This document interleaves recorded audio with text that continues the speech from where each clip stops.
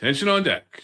Hey, good evening, Ron. What's going on? Hey, how about that weather the other day? It was 50 degrees in New York. It was like a heat Oh, wave. it It's was. did you, It was. And then all the ice is melting and then freezing up overnight. it's crazy. Yeah. Yeah. Yeah. Hey, I just want to just because I feel bad for Marlon. So I just want to give a dedicate one little thing to Marlon. I just want to Marlon does a lot of hard work, and then once in a while his mic, and I think he's a great guy. It's funny because we even say that, right? If we mute our mic or whatever. Oh, I did a Marlin. Marlin's the best. Yeah, definitely a big part of the Finest Unfiltered family. That's But, it. a lot, yeah. And we got another storm coming in this weekend. They're saying Sunday I into saw, Monday. yeah. All day Sunday's supposed to snow into Monday. I haven't gotten a total yet. I haven't seen what the totals are supposed to be, but looking forward to it again. Yep, yep. So this just before the show, this just comes out. Mondami is proposing an NYPD budget cut and canceling 5,000 new officer hires. The budget's just proposed. There is like I forget how many $1 million cut from the NYPD. I read it really quick because it came out just before while I was prepping for the show. Yep. But there's I forget how many $1 million, but the 5K new officer hires that he's canceling, that's not breaking news to me. That's something that Eric Adams did on the way out the door to say, I'm going to increase the head count by the NYPD by 2028 or 2029 by 5,000 people. Nothing he could do while he was in office. Mondami has campaigned on and maintained his promises, so to speak, that he's not increasing the current headcount. And whenever he was asked, do you plan on increasing the headcount during the mayoral campaign, he said no. It's fine where it is, and we're going to do other things in order to help with the backlog, like his Department of Community Safety that we've talked ad nauseum about. What are your thoughts on it? No, I agree with you. I mean, it's just another way for him to defund, right? That's he's talked about it his whole career, and he always wants to do that. And yeah, I think it's tit for tat. I mean, so some way, somehow, Madami was going to find a way to say, F you, Adams, you're not going to do that to me at the end, and I'm going to do this. I'm going to do it the way I want to do it, which, you could see but whenever there's a new administration coming in, right? Even in the police department, right? Everybody gets promoted and all these other things, right? And then they do that because it's their last hurrah, the last minute. And I think Adams, maybe tried to do this as a last ditch effort to, raise the head count for the NYPD. And I don't think it's really anything that we didn't expect, right? I mean, Dami did it, and or he's going to do it. He's thinking about doing it. And I think it's just another way for him to, defund the police as we've said all along that he was doing. So yeah, I don't know. Yeah. And 92 Charlie is saying possible 5 to 6 inches Sunday into Monday morning. I don't know why, but my dashboard is small. I'm having a hard time. Maybe my screen is too small. There we go. That's a little better. Adjust it a little bit so I can see it a little bit better. Actually, I could probably go one more higher. No, that's worse. I don't know. All right, we'll work around it. He's saying 5 to 6 inches Sunday into Monday morning. That's not horrible, but we'll see. No, not compared to other storms we've had here, but still. No.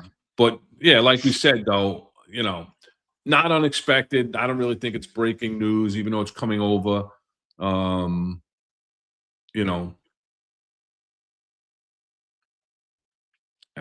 don't know. I don't think it's anything surprising.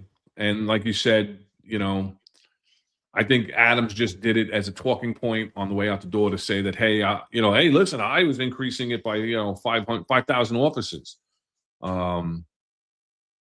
And oh, there you go. I had a notice across the top. We're not streaming on X. On X, really? Wow. Yeah. Give us just another thought on this. Let me take a quick look. All right. So yeah, no, I totally agree. I think, like Artie's saying here, right here, if Madami succeeds in cutting the police force and crime inevitably spikes, he'll be the one standing in front of the governor begging for a bailout, and he'll look completely foolish doing it. Absolutely. That's what's gonna happen, if he does it and crime does spike. And you know what? It could also be another way for him to get rid of Tisch too. It could be all of a sudden crime spikes, and now he can say, "Oh, I have an excuse to get rid of Tisch because crime's going up." So I think he has a plan, and I think it's all played out in his mind. So I don't think it's anything that we haven't figured. And keep in mind, what is the real head count of the NYPD? Right? We think it's, Adam says it's going to bring it up to 35,000. So Madami thinks it's 30,000. I've had information that it was like 27,000. And people are, you can't even get into 1PP right now to put your papers in too. I'm hearing it takes like a whole day. So I don't know. We'll have to see. Things are shaping up in the way that Madami wants them to, not the way that the people in the city of New York and the police department want it to. So yeah. I think we are live on X. If anybody can confirm it, it looked like we were when I went on, but right, all right, good. Yeah. So I think that's nothing surprising. No. He's going to keep the head count as is, and like you said, do we really even know what the actual head count is? Whatever it is, it's not enough. It's not enough for what's going on. The cops, every administration always looks to get more cops on the street by thinning out the administrative herd, which, in all honesty, could be thinned out always. But what always has dumbfounded me, and this wasn't even part of the show, but what has always dumbfounded me is how we don't hire more civilians for a lot of these administrative positions. Now, I agree, some of the administrative positions do need uniform members, but like they started hiring these crime analysts to work in crime analysis. I think that was successful to put them in there. There's really no need to have more than a uniform supervisor there. You need a uniform supervisor because when you're dealing with members of the service and following up on complaint reports or chasing them down for complaint reports, you need a uniform supervisor for that. But as far as uniform members of the service, maybe Mike Free can jump in on what his thought is on that, because I know he was in crime analysis when he was on the job. But I didn't have analysts. I had cops and sergeants and a principal in my crime analysis unit. But I don't see the need. There's other places you can trim the fat, but you need to hire civilians to replace them. At a much lower pay scale, obviously. So I don't know. What do you think about? Yeah, I mean, sometimes civilians can take spots, but sometimes you need uniform members of the service. So I'll give an example with emergency service unit. With emergency service unit, roll call is done by uniform members of the service. And why? Well, because there's confidential locations. There's specific things that emergency service unit does and deploys at certain points. So it kind of, not that they don't trust the civilians, but it's just, you have a little bit better accountability for members of the service there, to keep a little lid on things. So does do you need civilians? Yeah, absolutely. Civilians are vital, and there's a lot of roles that they could take over. But I mean, we hear the Reddit. When we were cops, they were talking about civilianizing positions like every, and they never do. They never do. They always say, yeah, we're going to hire more. So I don't know. Maybe civilians don't want to be part of the job or whatever. The only time I've seen them do it was the evidence property control specialists. Right. Yep. In some precincts, they got somebody to do the cars. They got a civilian to do the cars instead of a cop. And then they put the crime analysts in them. I see Mike Freed is against it going all civilian. I don't. Like I said, you have to have a uniformed supervisor. I don't see the need to have a uniformed police officer in crime analysis. You need a supervisor because, like I said, there has to be follow up, and you have to have somebody with authority that's able to talk to cops and say, "I need this, I need that." You know, when you have a civilian asking a cop to clarify something, they may not get back to them. Whereas if it's a sergeant, they're going to have to answer. Otherwise, you know, they're not. And just a shout out to Jean-Marc Bordeaux. I hope I'm saying that right. Saying hello from France. So hello. Thank you for Thanks. joining. We appreciate it. We're an international podcast. There you go. You know what? And You always see these. KB thinks you're 100% right. All right. Thank you, KB. Appreciate you. You know, you see these TV shows, right, where they have the crime scene civilians. You know, there's some. Dexter was a civilian, wasn't he? And although he was part of the problem, though. But Yeah. you know, sometimes that leads to a little bit credibility too, right? Because people sometimes don't always trust the police, and they plant evidence and all this other BS that they say. So sometimes having a civilian there, although they're still part of law enforcement, gives a little bit of credibility too. So I don't know. You know, I think there's definitely spots. You know, you have to hire good civilians, though. Sometimes you know, there's been times where, you know, the 124 room, which is the complaint room right in the precinct, it's called the 124 room. That's where people come in to make the complaints. There was a stack of things this high, and the civilian would just be, you know, laying on the head, relaxing. You know, so there's a less, I think, the less amount of discipline to civilians, and less amount of accountability for them. You know, there's a little more latitude given to them. So I don't know. You know, it's a tough position. But yeah, I mean, a way to save money and a way to save some jobs would be to hire more civilians. Absolutely. And Jean-Marc is asking how many police total in the U.S. I have no idea.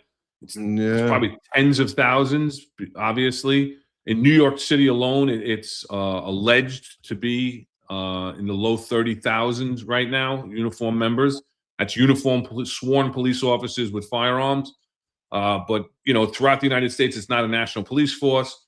There are local municipalities. There are state municipalities. So it really depends on each municipality. But NYPD is by far the largest. Yeah. Yeah. I mean, even like Hunter, California, right? Yeah. Yeah, well, in California, you have the Sheriff's Department, you have the LAPD, you have the California Highway Patrol. I don't know if California has a state police. I think they have the California Highway Patrol. Right? Yeah, I don't Is that think the they do, only right? state-wide agency, the California Highway Patrol? I never heard of this California State Police. No. Well, If anybody can jump in on that one, I think the California Highway Patrol may be. have chips. And then Hunter is saying that that the NYPD won't respond to an MVA exchange information on the side of the road. FT responds to traffic accidents. Right now, that's the policy. If there's no injuries, it's an exchange of information. The police won't respond. They tell you to exchange information and notify your insurance company. Yeah. You almost dealt with, unless there's an injury, right? Remember you dealt with that one time. You know? Hey, so Google's saying that there's approximately 720,000 full-time sworn law enforcement in the United States. So that's 720,000 uniform members of the service. So that's a lot throughout the country. That is a lot throughout the whole country. But again, it's, you know, you're talking about, you know, state police, you're talking about local municipalities, you're talking about sheriffs, you're talking about deputy sheriffs, and, you know, all different, you know, it's weird. But yeah, that's a lot. That's a lot. Trying to see if I'm missing anything in the comments here before we move on. How strong is the background check for civilian compared to the police officers? It's obviously not as strong because you don't have the responsibility of carrying a firearm. You don't have the authority to make an arrest and take away someone's civil rights, and the ultimate responsibility of possibly having to take someone's life. So, you know, the background check is there. but it's more lenient, obviously, than for uniformed members of the service. Yeah, Hunter in the chat saying that there is a state police in California. So I wasn't And aware Artie of says one. that is their version of the state police, so I don't know. Yeah. It is CHP that their state police is. 92 Charlie and RDV are both saying that the CHP is, and QC Beast also. Oh, okay. So I don't know. All right, mystery solved. I guess. And then our friend Terry Rename, welcome Terry. Thanks for always being there for us. Like Terry says, hit that like, share, and subscribe button. At the beginning of the show, we're at 117,000 subscribers for the Finest Unfiltered Network. So thank you to everybody out there for subscribing and following along. Make sure you hit that like, share, subscribe. And, pretty soon, Rob, you're actually going to have the YouTube plaque to put up behind you there with the 100,000. Oh yeah, I'll have something to put up here. Yeah. You got to put that up. Wait, can I get two though? Because if I travel back and forth, I need a second one. So technically, you can buy extra because I actually. All right, I don't even know if John gets a free one. I think he's got to buy his too. Does he? Yeah. Sure. You might get one free one, and then you can buy extras for other people in the network. Oh, all right. So I looked it up. You think I could get through TSA with it? I mean, I could bring it back and forth. There you go. Make a photocopy. Nobody knows the difference. That's it. Nobody knows the difference. All right. So yeah, hit that like, share, and subscribe. We appreciate that. We appreciate Terry always reminding people to get in there. Getting off to a slow start today with the viewers. So let's catch up and get out there, get the algorithm going. There's something going on with the algorithm that's kind of keep pushing us down in the algorithm for some reason, even though we hit the 100,000 mark. There's something I heard them talking about it on the day show and in the chat also, that in our chat, that something's going on with the YouTube algorithm. So let's hit that like, that share it out. If you're over on X, we only have a couple of people on X, and there might be a problem with the X feed. Yeah, I'm hearing that it's down again. Yeah, it's not showing up. You have to actually search for it instead of it coming. So hit the notification button also, and it'll pop up and tell you when the shows are coming on. So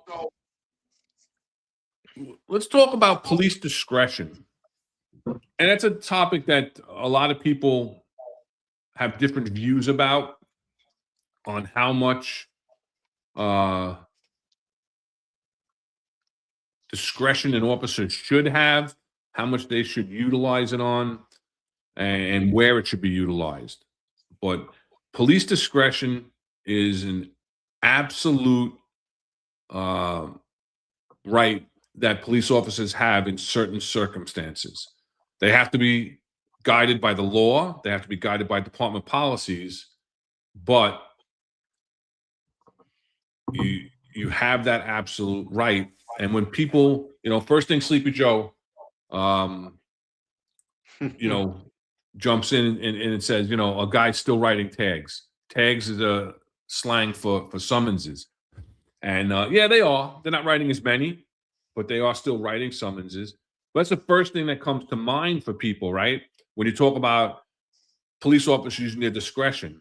And it's probably the most prevalent use of discretion is when people get pulled over for a traffic violation and the officer issues them a verbal, or in some jurisdictions, not the NYPD, but in some jurisdictions, a written warning in lieu of a summons. So they're using their discretion. They could write them a summons because they observed them commit a violation, a traffic violation, but they're using their discretion.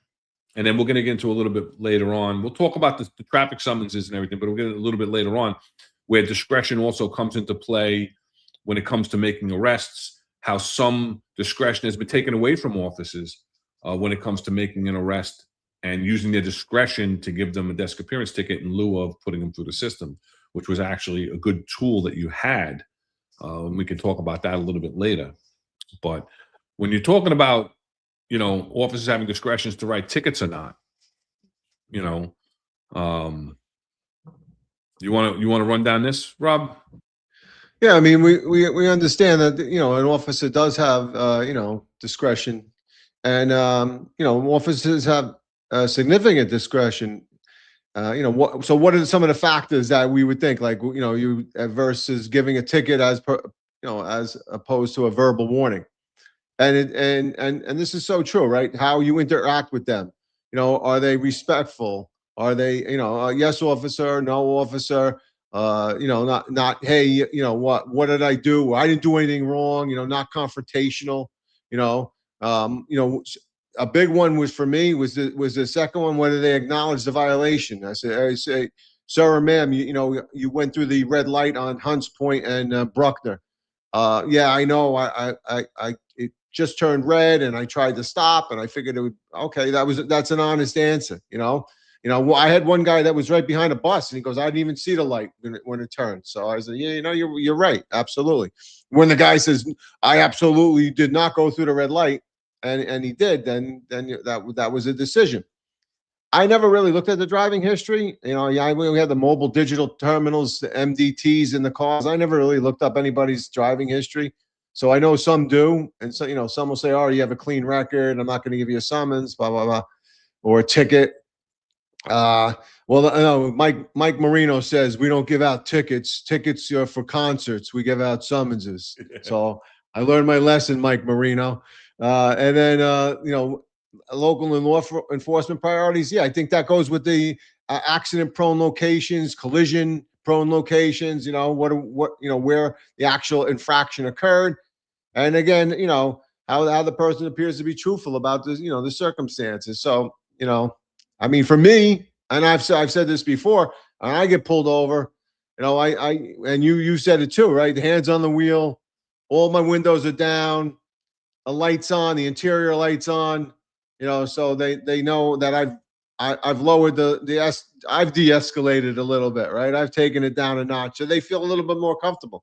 So that's another factor too, So Yeah, those are the ones that, how do you feel? I agree with most of what you're saying. As far as acknowledging the violation, I'm not really going to hold that against people because they know if they admit it, it can be used against. Most people know if they admit it, Oh it can yeah. be used against them. So, I mean, if they're being adamant and saying I did not, or I this, or I that, or oh, I'm sorry, I didn't realize, might be their way of acknowledging it in lieu of just a complete outright admission. They might say, "Oh, I didn't realize. I didn't realize that it was a red light, or I didn't realize I didn't come to a full stop at the stop sign, or whatever the case may be. I didn't realize I didn't put my signal on." Yeah. But again, it's more their demeanor, right? And What then if they being said to you, "Hey, you're wrong, officer. You're completely wrong." well, that's not an automatic. It depends on their demeanor, right? Again, respectful versus confrontational. If they respectfully say, "Officer, I don't believe that I Oh, did," that's different. Yeah. you Yeah. know. Otherwise, if they start getting confrontational, listen. And again, when you're using your discretion, you're really not supposed to take into consideration, technically, these types of things. But listen, police officers are human beings, right? Oh, Police you officers are have human to. beings, and you're going to take these things into consideration. And the reason that I'll tell you why it comes into play more when as soon as somebody starts getting confrontational, in order to de-escalate, I'm going to shut down the conversation. And now it's just matter of fact. And I mean, I joke around, somebody called me Joe Friday last week in the comments, because I figured out that they were using a new username, and I knew who they were. Mhm.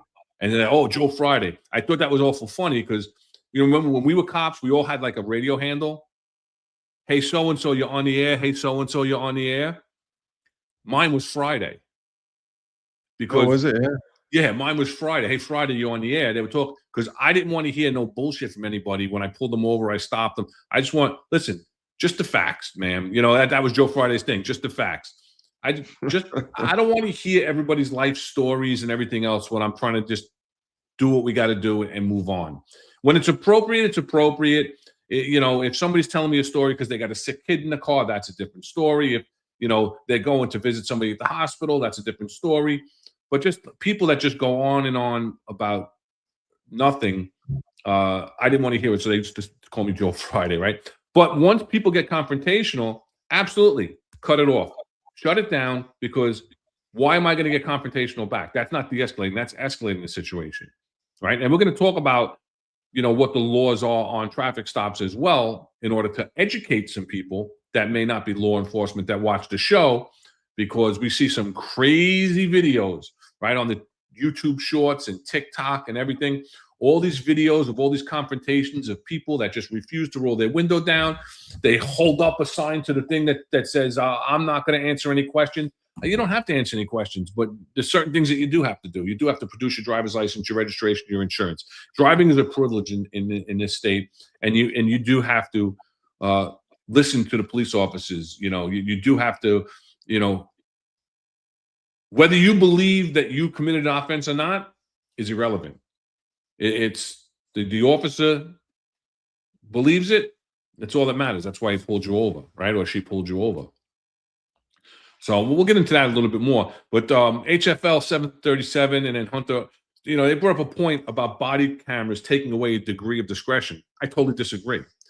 I totally disagree, because you can turn on your body-worn camera, right? As soon as you observe an infraction, you're supposed to turn it on, right? Because now you're going to engage this car, do a car stop. So you're supposed to activate your body-worn camera at that point, right? Not when you get out of the car, not when you're talking to the person. As soon as you go to engage, you're supposed to turn it on, and you're supposed to record what's going on. It does not take away your discretion whatsoever. And I had this conversation actually this weekend with somebody who got stopped and was respectful to the officer, and they tried to tell the motorist, nothing I can do, everything's on body camera. It's absolutely not true. That officer has the absolute discretion, unless there's a supervisor present that's ordering him or her to write that summons, to not write the summons, to use their discretion, whatever the reason for their discretion is, to use their discretion not to write that summons. That cop wanted to write the summons. That cop wrote the summons because they wanted to, and now they feel they have an excuse to a civilian that because they were in body-worn camera, they don't have the discretion. You do have the discretion. Where you're going to get in trouble with body-worn camera, I think, is if somebody makes an allegation against you that, you know, you're pulling over, you know, all these cars and you're only writing people of color. And then they go and check your body-worn camera on all the car stops, and you're letting every white person off and writing every summons of every person of color. Well, then there's some credence to what people are saying in a complaint, and the body-worn camera is going to back that up. But if you're just using proper discretion and letting people off that are being respectful, being honest, have legitimate excuses as to why they might have caused an infraction, whether it's a equipment violation and you're using that equipment violation to stop the person to further investigate the car, which is what we always used to do, and it's totally legal. And then you just give them a warning to, you know, fix that tail light, fix those brake lights, whatever the case may be. And you're doing that across the board with everybody. Body-worn camera is not going to jam you up. How do you think body-worn cameras affect discretion? No, I don't think it shouldn't. I don't think anybody should really believe that it does. The only thing the body-worn camera really does is, in my opinion, helps the officer with a conviction. Because if the person says, "Yeah, I went through the red light, I'm sorry," and the officer decides I'm going to write them anyway, then they have an admission on the tape, on the body-worn camera. So I don't know if it's presented to the administrative judges at the Traffic Violation Bureau, but you know, you could bring up that in testimony that he actually, when I activated my body-worn camera prior to coming up to the driver's side of the vehicle, the motorist made a spontaneous utterance and stated, "Yes, I went through the red light." You know, or if you like you said earlier, the motorist doesn't have to answer any questions, right? They have to produce the paperwork, but they don't have to answer any questions. So if a police officer rolls up on you and says, "You know why I stopped you?" and you say, "Because I went through the stop sign, officer." Well, now you just admitted your guilt, right? And I guess you're kind of hoping that you the officer's going to let you off because you're being honest. But if he doesn't or she doesn't, then you've just made an admission of guilt on body worn camera, which I would assume, just like we used to produce our memo books, right? Where we have, remember, we used to draw a sketch on the back side of the memo book, the diagram and the intersection and the traffic lights, and then you could submit that to the judge during the administrative trial at TVB, Traffic Violation Bureau, and they would allow that. So I don't see why, if you have the body worn camera, or you can say, yeah, it's on body worn camera, that it's not. So I think it hurts the motorists more than it hurts the officer. The officer has the discretion. The officer can say, I'm not going to give you a ticket, ma'am. I understand you were rushing home or whatever, but, and I don't know how it works with PBA cards, because there's 1,000 PBA cards out there. So I don't know if that changes things, because now, your boss is going to check that and say, "Oh, you're giving everybody," So, but again, there's a lot of PBA cards out there. No, there are, and again, what I always taught my cops was, if you're not going to say you're not going to write a PBA card, and somebody presents a valid PBA card to you, that's it. Conversation's over. No additional conversation is going to benefit anybody. If you've made a decision in your mind that you're going to use your discretion for whatever reason, whether it's a PBA card, whether it's a nurse, a doctor, whether it's somebody that's being respectful, whether it's somebody that's saying that they're late to pick up their kid and you believe them because there's a car seat in the back seat and it's 4:30 and you're saying they're saying that they got to get there before 4:45 to pick up their kid, and you believe them and you just say, ma'am, just drive carefully, or whatever the case may be. If you make up your mind, end it, tell them to drive safely and have a nice day and walk away. Nothing positive could come from any further interaction. I said that I never understood why cops would bitch at other cops that they pulled over. You see the shield, if you're satisfied it's a police officer, turn around and walk away. That's it. Nothing more to say. I don't need to tell you why you got pulled over. I don't need to tell you. I'm not writing you a summons. So why am I going to get into any further confrontation or conversation whatsoever? None. There's no reason for it. And, HFL 737, another, Housing for Life, another longtime listener, appreciate always engaging in the chat. I don't know. He says that, I used to write movies. If you have your camera on prior to violation, can you use that video in traffic court? I don't know, because I don't know how you could produce that video in traffic court. I don't know if traffic court has any access. And to me, that's personally, if an officer is going to say something, I'm going to say, well, do you have that on body worn camera? And can you produce that? And if they can't produce it, the judge would probably have to dismiss it. I don't know where that stands. It could dismiss it or adjourn it to bring back the video. Huh? How do you bring back the video? Are you going to? Well, I mean, with your phone? You could, right? Yeah. I don't think you're allowed to. I don't know. It's done all the time. Well, that we know. We know that gets leaked out a lot. But yeah, maybe that's something they should do. I actually had this thought in my head about this. I don't know where body worn camera falls when it comes to car stops, because I know, right, that like the summons offices used to have to take time at the end of the day to come in and tag each video and put their description. And there was a lot of information that they had to put in on each on each car stop, even the ones where they warned and admonished, which is what we call, using your discretion. You warn, you admonish them, and then send them on their way. No summons is written. You still have to tag that video at the end of the day. So there's a lot of administrative work to do that, right? And then they're supposed to review that body worn camera before they go to court. So I don't know if the courts, and maybe if there's anybody active that's under a handle that's not identifiable, can let us know or DM us.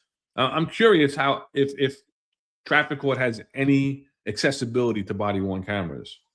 Yeah, it'd be interesting to find out. I mean, we know CCRB does, 'cause We do, they're yeah. gonna say you're pulling over too many minorities. You're doing this. You're giving too much discretion to the, like you said earlier, to the white motorists. So I mean, they have that capability. So yeah, go back to the PBA card. I agree. If somebody produces a PBA card, yeah, all right, have a great day. That's it. And somebody, I didn't. Well, I was just going to talk about what Housing for Life said. If a guy was a knucklehead with the PBA card, give me the card, and you would call the officer on the back of the card. You would say, hey, listen, I just pulled over, and I've got those calls. Like I had a nephew Oh, I've gotten who calls in the middle of the night. my nephew thought he was, it was the need for speed card, that he could go as fast as he wanted. So highway guys were pulling him over all the time. And I asked the highway guy when he called me, I said, listen, do me a favor, take the card away from him, please. Because years ago, you weren't allowed to take the card, right? Because they were given to the person, and there was person's possession. And I think there was internal affairs investigations and everything else. And then they put a disclaimer on the back of the card that the card was actually property Of the union. so that you could revoke that, privilege at any given time. So I asked him to, take the card away from him. He says, he goes, I really don't want to do that and stuff. So I said, all right, whatever. I'll deal with it. But, the next year they came by, I didn't give him a card, so that, luckily they're only good for 1 year. So yeah. To Housing for Life's point, like you were just saying, I remember one day I was pulling out of the 7-0 and I was around the corner. And I think I was actually driving a Boss that day. And a guy blows the stop sign, almost creams us. So I pull him over and ask for his license, registration, and insurance. He goes, give me a PBA card. I go, I didn't ask for that. I asked for your license, your registration, your insurance card. Because he had an attitude right off the bat, just like we talked about, being respectful, being this, and that. You can't write me a summons. My brother said you can't write me a summons. Here's his card. I'm like, I need to see your license, your registration, and your proof of insurance. I'm not giving you that. My brother said that you can, I'm his brother, and he said that if I get stopped to give you this, I said, listen, I'm going to tell you one more time. Give me your driver's license, your registration, your insurance, or I'm going to rip you out of this car. Right through the window. You're coming out of the car. And I said, I got my boss right there that's going to help me do it. And so reluctantly and with a lot of mouth, he winds up giving me everything. Now, nobody had cell phones at the time when we were cops in the early 90s, right?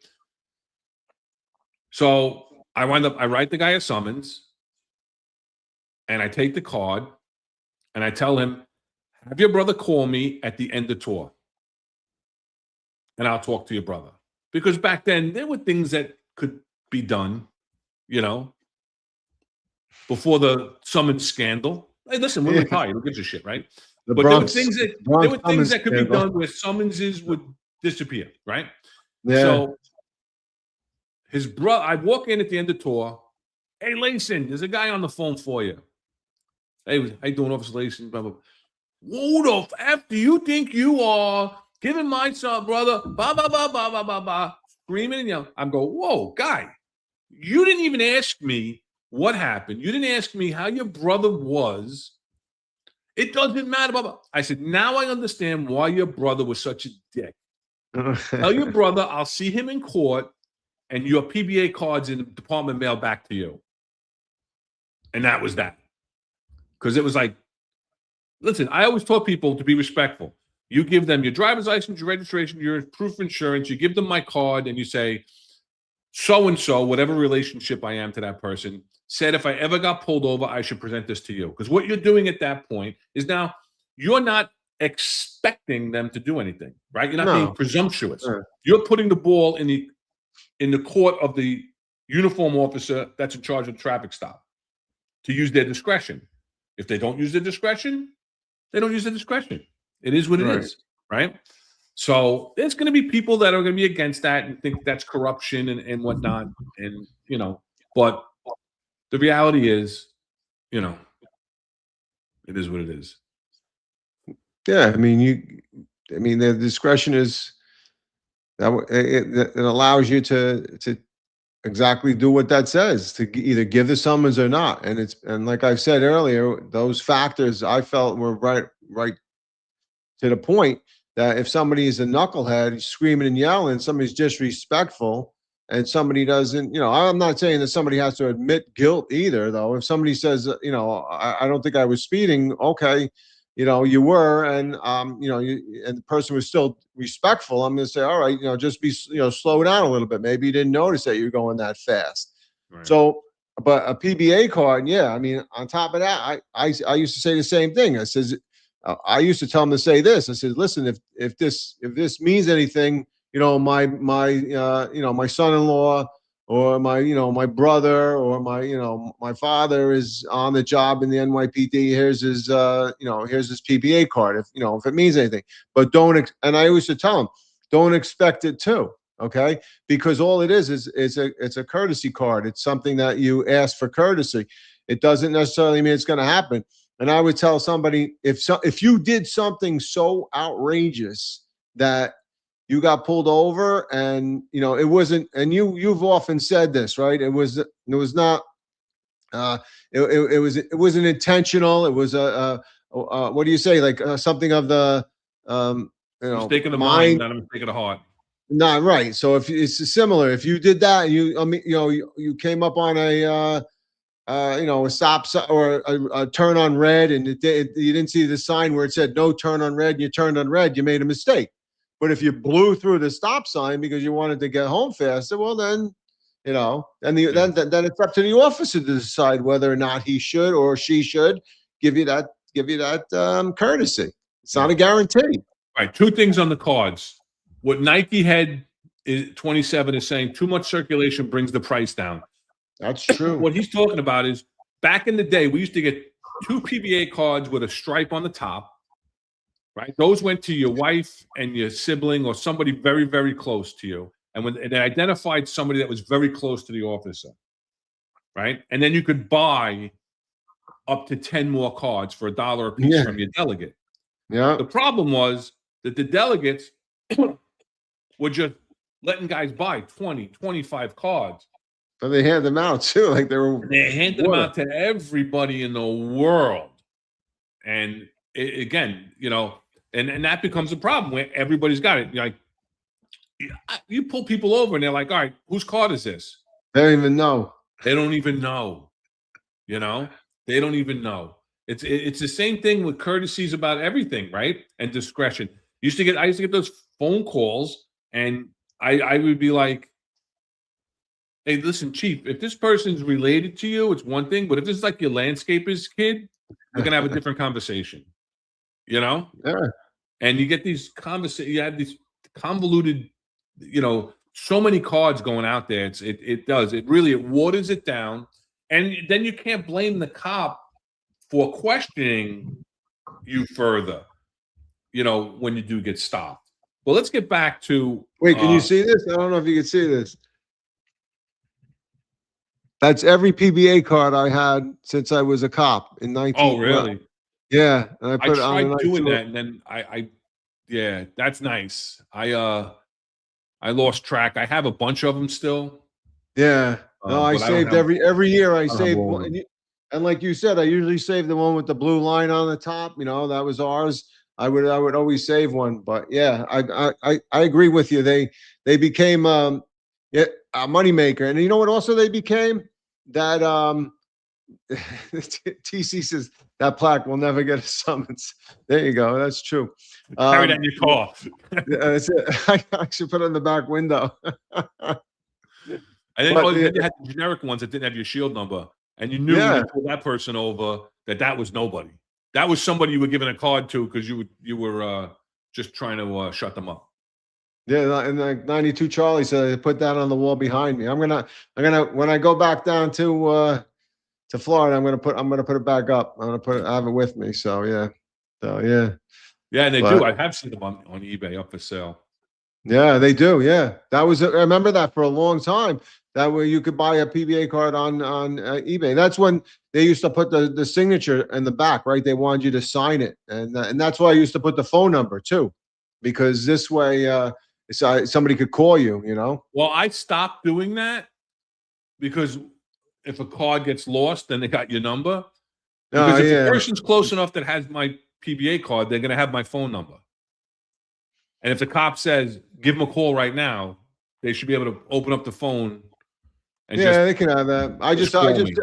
I put the number there so the police officer knew Right. that it was. Yeah. Yeah. I mean, I used to write something like, hey, Rob, drive safe, Ron. And then you got to put, presented to, Robert Lukash, presented by Inspector Ron Layson, Housing Bureau, whatever. So Jean-Marc is asking what PVA means on the card. It's actually PBA, which is the Police Benevolence Association.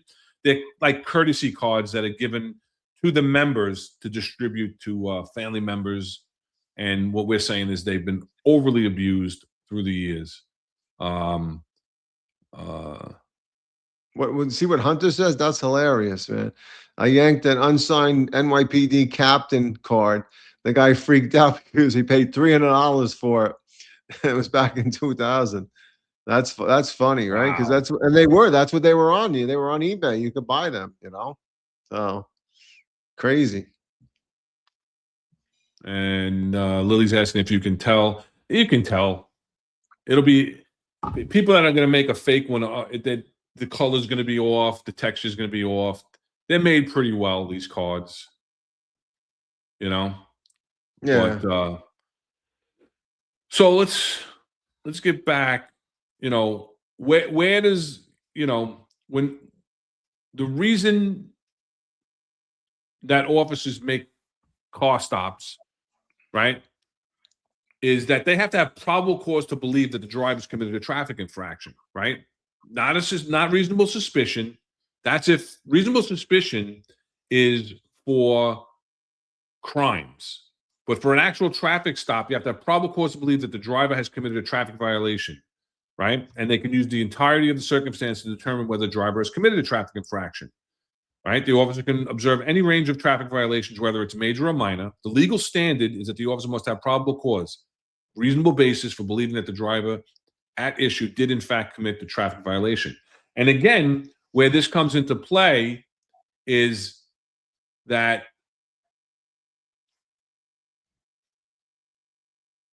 all these videos that you see out there where people think that they know the law, and they think that because they don't believe that they committed a traffic infraction, they don't believe that they were speeding when the officer is accusing them of speeding. Again, John says this all the time. He's always told his family members, his friends, comply with the police in the street. His father taught him, don't piss off the guy with the gun and give him a reason to want to use it, or something to that effect. It's paraphrasing what John McCarry says on the Day Show, that he was taught by his father, a Vietnam veteran, since he was small, and what he has passed along to his friends and family, which is completely reasonable. Comply, whether you believe it or not.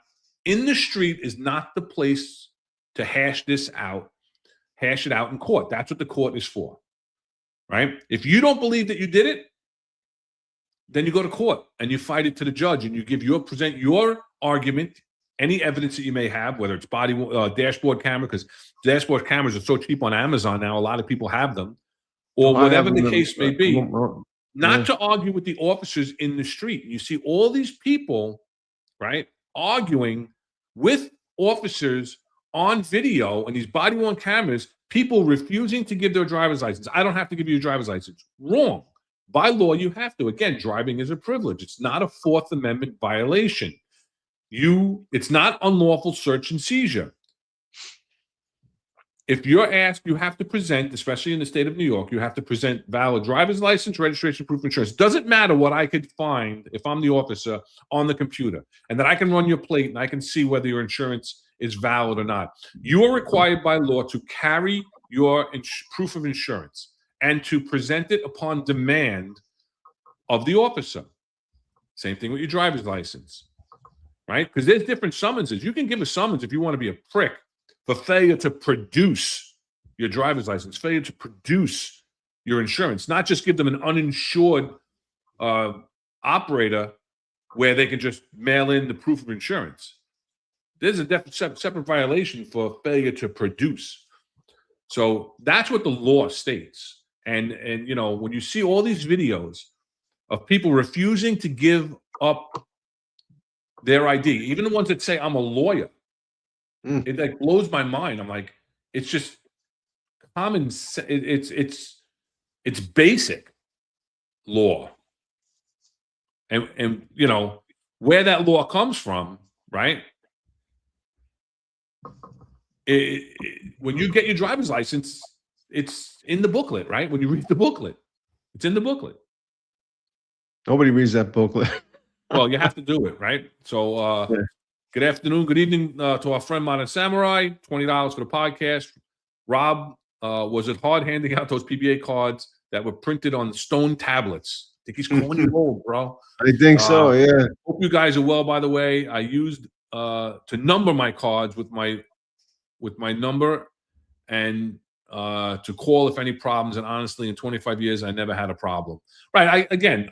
Like Rob had said, like I said, I originally had done the same thing and put my phone number on, then I just stopped doing it. Wait, being that it's Ash Wednesday, do you remember Moses carried the tablets down that were written with the 10 commandments? And there was a rumor that there was a third tablet, but he dropped it. That was a PBA card. I heard. That's what I heard. So those are the same ones we got when we got on the job. That is funny. Right. And you have to see these sovereign citizen wackadoos. You know, yeah, you see those videos. I'm not driving, I'm traveling. You're in a motor vehicle moving upon a public roadway. You have to follow the laws, you know? Yeah. And TC saying, you know, failure to produce was a hammer. Yeah, exactly, son. But again, tools in the toolbox, right? Depending on how the person is acting, you may have to go to different tools. And to correct someone's behavior, because that's really the only reason that you should be writing a summons, is to correct someone's behavior, or whether it's their driving behavior or criminal court behavior, whatever the case may be, right? So if they're showing that they're just not going to accept any responsibility, well, then you might have to make them responsible. Yeah, I mean, that's the idea of the summons is right, absolutely, to correct their condition, you know.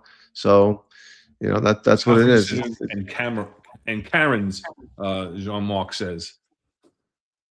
So yeah, they sit in the car and they have these hissy fits, and you know they say, I'm not doing anything. Call your supervisor.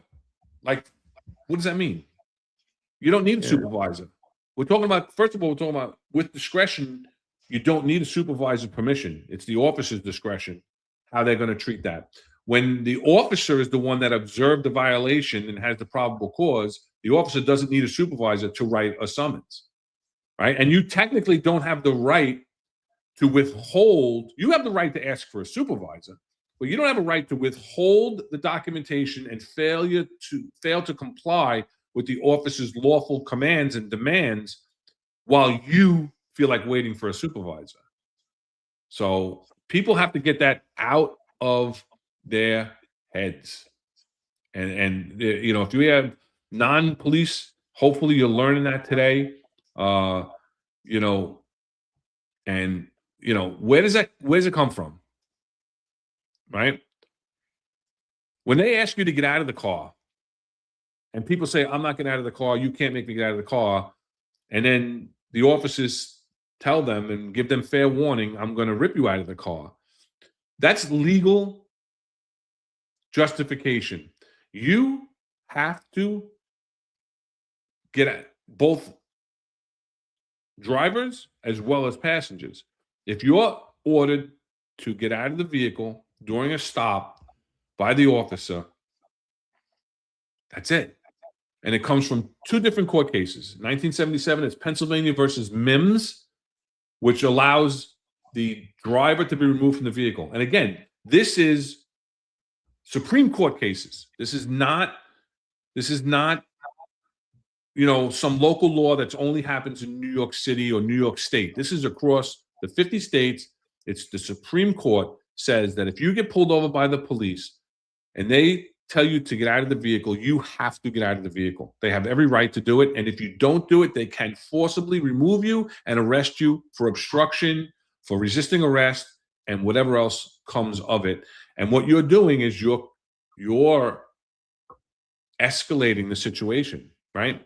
Not de-escalating, right? And then in 1997, Maryland versus Wilson upheld that the passengers could be removed from the vehicle as well for the officer's safety. If the officer feels that for their safety, they need to remove you from the car, they have that legal right from the United States Supreme Court to remove you from the car. Passengers and drivers are a little bit different with the being detained portion, where a driver can be detained for the entire duration of the stop. Step out here, stand in the back of the car, don't move. You go in the car, you write your summons, whatever you're doing, that you can leave that person out there. If you remove a passenger from the car, Illinois versus Gonzalez says that passenger cannot be detained for the duration of the car stop without cause. So if you're only removing them from the car for safety reasons, and you have no suspicion that they are committing any kind of crime, and you stop the people because of a traffic violation, and again, there's no other reasonable suspicion to detain that passenger, then that passenger can get out of the car and they can leave, right? They're allowed to just leave.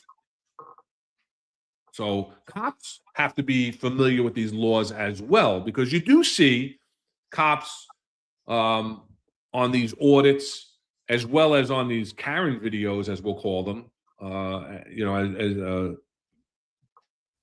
as our friend from France has said, right?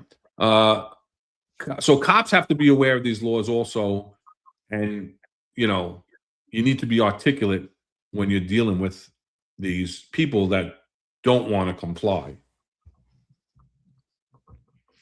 Yeah, Hunter in the comments says in Florida they passed a law you can't interfere with first responders, and to prevent those First Amendment auditors. And I specifically mentioned Sean Reyes, who's going to test it in Florida, hasn't because he's a fraud. I think he's just in it for the money. That's me personally, but I don't know if you ever saw any of this. But it's actually called the Halo Law. It was put in effect January 1st, 2025, and they have to give a 25-foot distance from anybody that's law enforcement that's affecting something in the area. So doing their job. So I mean, yeah, I think that's a good thing. There should be Halo laws in every state, in my opinion. We've seen videos where people get right up in the police officer's face in New York City, where they're and that's a danger, right? The reason why we keep people in the car is because to protect the officer, right? Because for our safety. That's the other half of it, where the officer has the right to tell you to remain in the vehicle. Right. So what I used to watch highway guys do all the time is they would tell people to stay in the car, right? So yes, you can take people out, absolutely. Can you tell people to stay in? Yes, you can also. And I've seen highway guys tell people to stay in your car. And then what they do is, if that person gets out of the car, they put the police car, the RMP, the Radio Motor Patrol vehicle, in reverse, and they back up as fast as they can go, because they're usually on the shoulder of the highway. So they back all the way up, and then that leaves that person in a big distance. And then they tell them on the PA, public announcement, say, get back in your car. I don't want you on the highway. Get back in the car. And then the person would get back in the car. Because the worst thing you could do is when you're writing a summons and your head's buried in your summons book, right? Then they always tell you, look up, right, look up, right, look up. It's because you don't want that person coming in. You don't know if there was somebody else in the car, whatever. Anybody could come alongside you. Another car could stop, but you got to make sure that you're always keeping a visual on those people. So yeah, I think highway does it very well. I mean, obviously that's most of their job is doing traffic enforcement and car stops. So, but they do it very, very well. And yeah, I think you know, you have to protect yourself, you know, when you're out there. And that's what a lot of the things that we're talking about today is when you're doing these traffic stops is to protect yourself with it. So, you know, And both sides, because you're making it safer for the motorist by complying as well. And that's what people, these people think that they know the law, that they know their rights, and they're actually wrong. And even if you think that you're right, even if you think that you have dashboard camera footage that's going to prove you wrong, prove the officer wrong, again, the time and place for that is in court. It's not on the street. If the officer's made a determination that they're going to issue a violation, issue a summons, then comply. And we would have so much less of these tragic incidences if people just complied. People lose their lives because they don't comply. They fight with the police. They lose their mind over what would be a normal summons. And next thing you know, they're fighting and the officer's fighting for their life, and they may have to make a decision to take someone's life or shoot them and seriously injure them or whatever the case may be. Or the officers lose their life over summonses. And that's the reason that the court has come to this decision where they give the officer, because they feel it's a minimal intrusion of the person's Fourth Amendment rights while driving a vehicle, to either be told to stay in the vehicle or to exit the vehicle during the stop, because the officer, in their law enforcement experience, has established probable cause that they observed a traffic violation. That's what gives them the right to stop you, or reasonable suspicion that you have committed, are committing, or are about to commit a misdemeanor or a felony, a penal or misdemeanor or a felony. So, if people just complied, and again, people think that, well, I'm anti-establishment. I don't have to listen to the police. The police don't have the right to tell me what to do in my life. In certain situations, we do, and that's heavy as the crown. Heavy is the head that wears the crown. And when you're the police, you're wearing a certain crown where you have to infringe upon people's rights at times, right? Arresting them is taking away their civil liberties, right? You're taking them to jail. But the criminal justice system is designed for that purpose, where you have your rights to protest or to contest what the officer is saying in court, not in the street. In the street, the law of the land is the officer. And that's why you have to, just because you think you're right, doesn't give you a right to resist. Even if it winds up being an unlawful stop, or you get found not guilty, or your summons get dismissed, or whatever the case may be, it doesn't diminish the rights of the officer and the authority, more so the authority of the officer at the scene of the initial stop.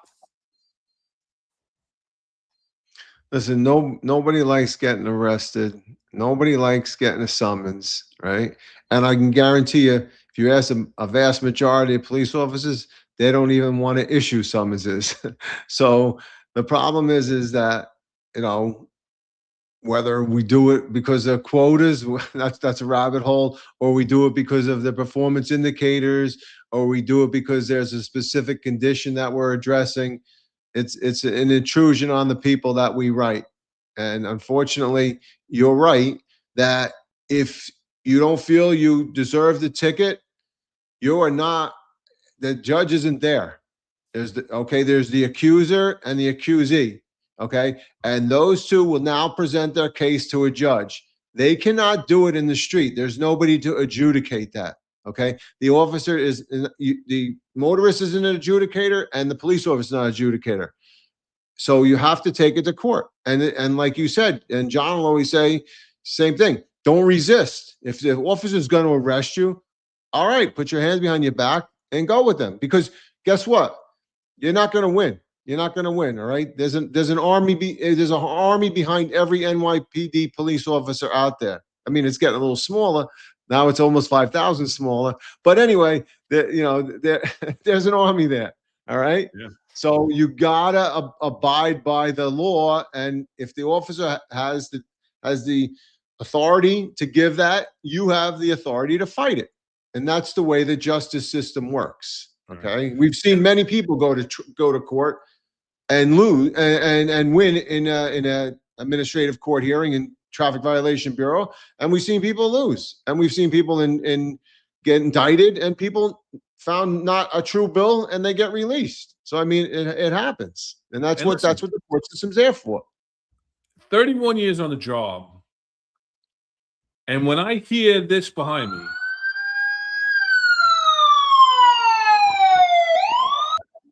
Sounds I like a still get fire. nervous. Is that a I still fire get engine? nervous, right? Well, if that was, I mean, if emergency service guys in the radio emergency patrol vehicle hear that behind them, they know they got to go a little faster to get to the job to beat the fireman. So. Only you know the difference between the sirens. All right. So we've been talking about summonses with car stops and getting pulled over and everything else, but there's a lot more to discretion and what officers when officers are allowed to use discretion and no, I haven't, man. True. Yes, that's true. Come on, man. That's so true. It's funny. I was preparing for the show and I had to put something into the dashboard and I saw that and I'm like, I'm gonna play that later. Now you got to do the clap that Ron played the siren. What do I got to do? The clap, the audience clap. There you go. There you go. But when I got pulled over, I got nervous and my heart was beating. Doing EKGs now, huh? All right, enough of that. But Eric likes that shit. Eric loves to play with the sounds. But in all seriousness, there's more to it. And like I said in the opening, officers had certain discretions when it comes to crimes as well, low-level crimes, right? And the political atmosphere and everything has kind of pushed officers to where they want them to not make low-level arrests, right? They want to decriminalize certain low-level crimes. The DAs don't prosecute, which really should not have, and we've talked about this, that should not have an effect on you as a police officer. Your job is to lock somebody up that breaks the law. If the DA decides not to prosecute, that's on the DA. But it's completely understandable when cops are taking these things into consideration and not affecting arrests for minor violations, which is actually a violation of their policies and procedures, because they feel if they're going to get arrested, they're going to arrest this guy. The guy's going to get the case is going to get dismissed by the DA. They're going to get sued for false arrest. They're going to get a CCRB, and those things are all going to be entertained. So there's so much working against the cop. It's a negative, it's a negative atmosphere that's putting cops in peril to where they think they're using their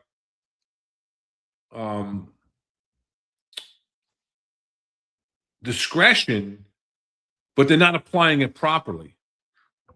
So training, backing by the upper echelon and your supervisors is so important when it comes to that. So that, I always use that analogy. And I'm not big with analogies. There's a couple that I stick by, and it is what it is one thing. We always talked about crime, whether my detesters Warren in the chat today, would say that I never messed with crimes. I didn't, and my people didn't. And knowledge is power. Knowledge is power was another one that I used to say all the time, because you have to be aware of these, like Eric did all the time with his people. He used to go over legal bureau bulletins and Supreme Court cases, so his officers understood what their what their authority was out in the street to do their job legally, lawfully, and not get themselves in trouble because they're doing things that they're really not allowed to do because they think that they can do it, but they really can't do it. So it's very important that the officers know that, listen, it's not our fault if the DA is not going to prosecute, right? If they're declining prosecution, right, because there's no prima facie to the case, that's one thing. I wouldn't sign those declined prosecutions. If they're declining prosecution because of prosecutorial discretion, which means they just don't want to prosecute the case because they don't think they can win the case, or because DA Bragg isn't going to prosecute certain cases, that's another story. You can sign that all you want because they're saying, there's nothing wrong with what you did. I'm just not going to prosecute. But if they're going to say that you didn't have a legal right to do so, then you got to kick it up to your boss. You got to kick it up to your boss. And I know this is we're going a little off topic here, but my ADD is kicking in and it's bringing me to the right. You have to kick it up to your boss and then speak to an ADA supervisor, because a lot of times they're going to decline prosecution if they're clicking the box that's saying that you didn't, there was no legal justification. They're basically saying that you didn't do your job properly. And you have to fight that with your boss. And if they want to decline it for prosecutorial discretion, which they have the right to do, even though that's ridiculous, then that's on them, and that's fine. So again, knowledge is power. Know what you have to do. Know what your rights are. Know when to call the boss. And your bosses shouldn't be bitching and moaning. Your bosses should be more than happy to get on the phone with their supervisor and hash it out. And if you have to, kick it up even another level to the executive level, because executives, all precinct commanders and their executive officers really should know this as well, have access to the bureau chiefs at the DA's office. They have their cell phone number. They have contact with them. They have conversations with them. They have meetings with them, with the boroughs at certain times during the year. So if you have to kick it all the way up, kick it up. I've gotten on the phone and called the bureau chief's cell phone when I felt my officers were getting treated wrong and they, their cases were getting just thrown out for bullshit. Like, listen, we got to put this guy through. If he doesn't get arraigned, that's one thing. If the judge throws it out, it's another thing. But right here at the complaint room, how are you saying that there's no probable cause? That X, Y, and Z happened. My officer is testifying to this. Where are you coming across with this? So again, I know that kind of went off topic, but you know how I got there? Yeah, no, I agree with you, and I think Nike Head 27 says it right. Insufficient evidence. That's the bad decline prosecution. Right. That's 100%. I've had declined prosecutions when we may have like a fresh GLA and it hasn't been reported, and I was unable to get in touch with the complainant.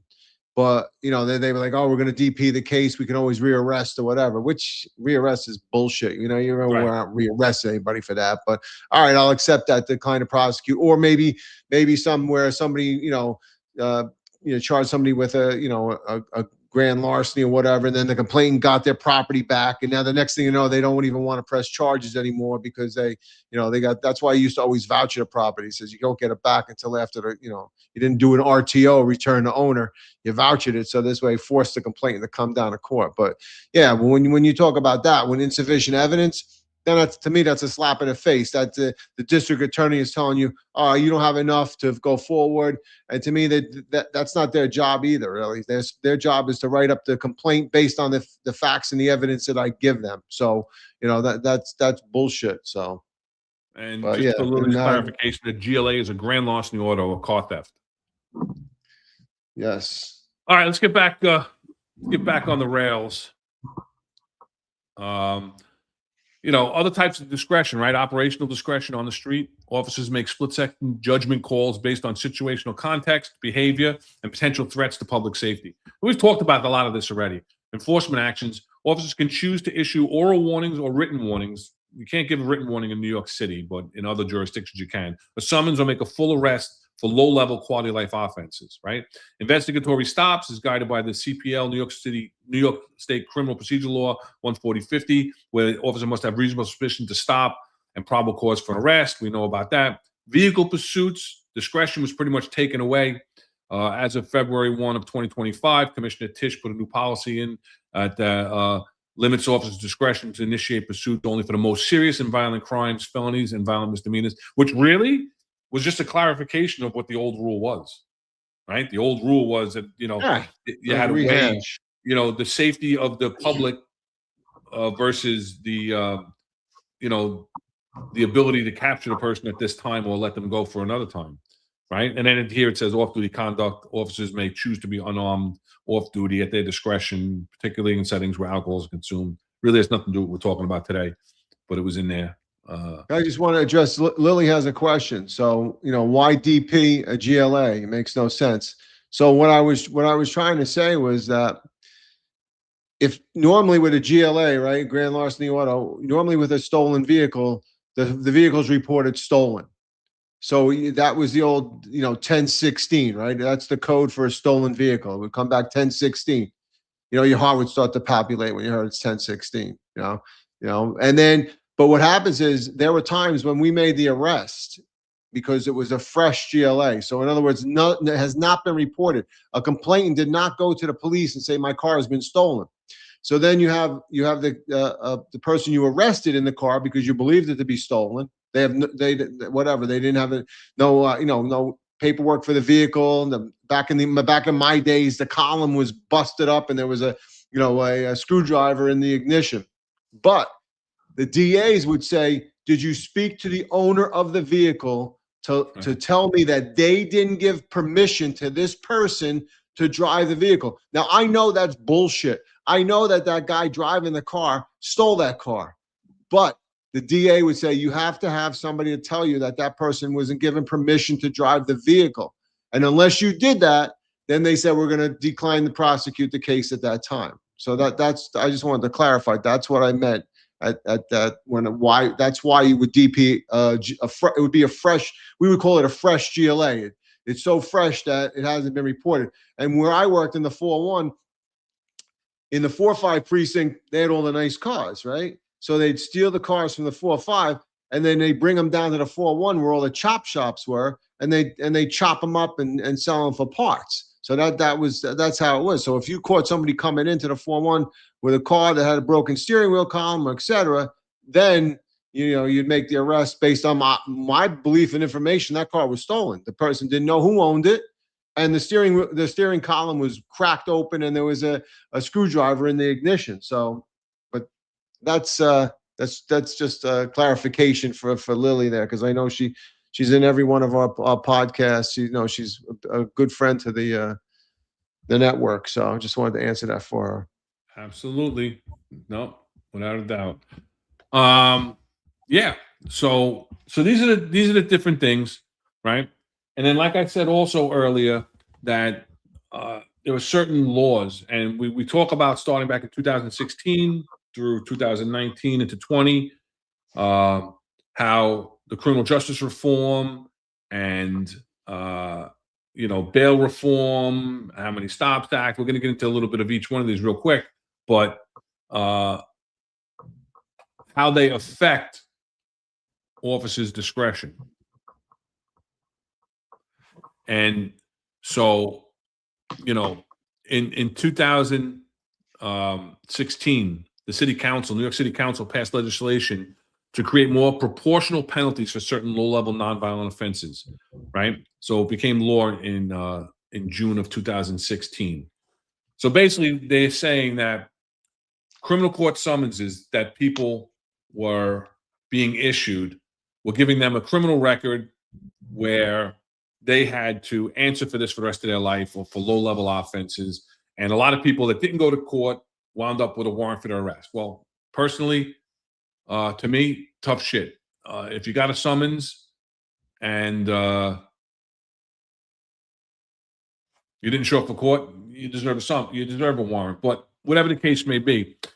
So what they did was they took away a list of offenses, open container, drinking in public, parks violations, noise violations. I think it was even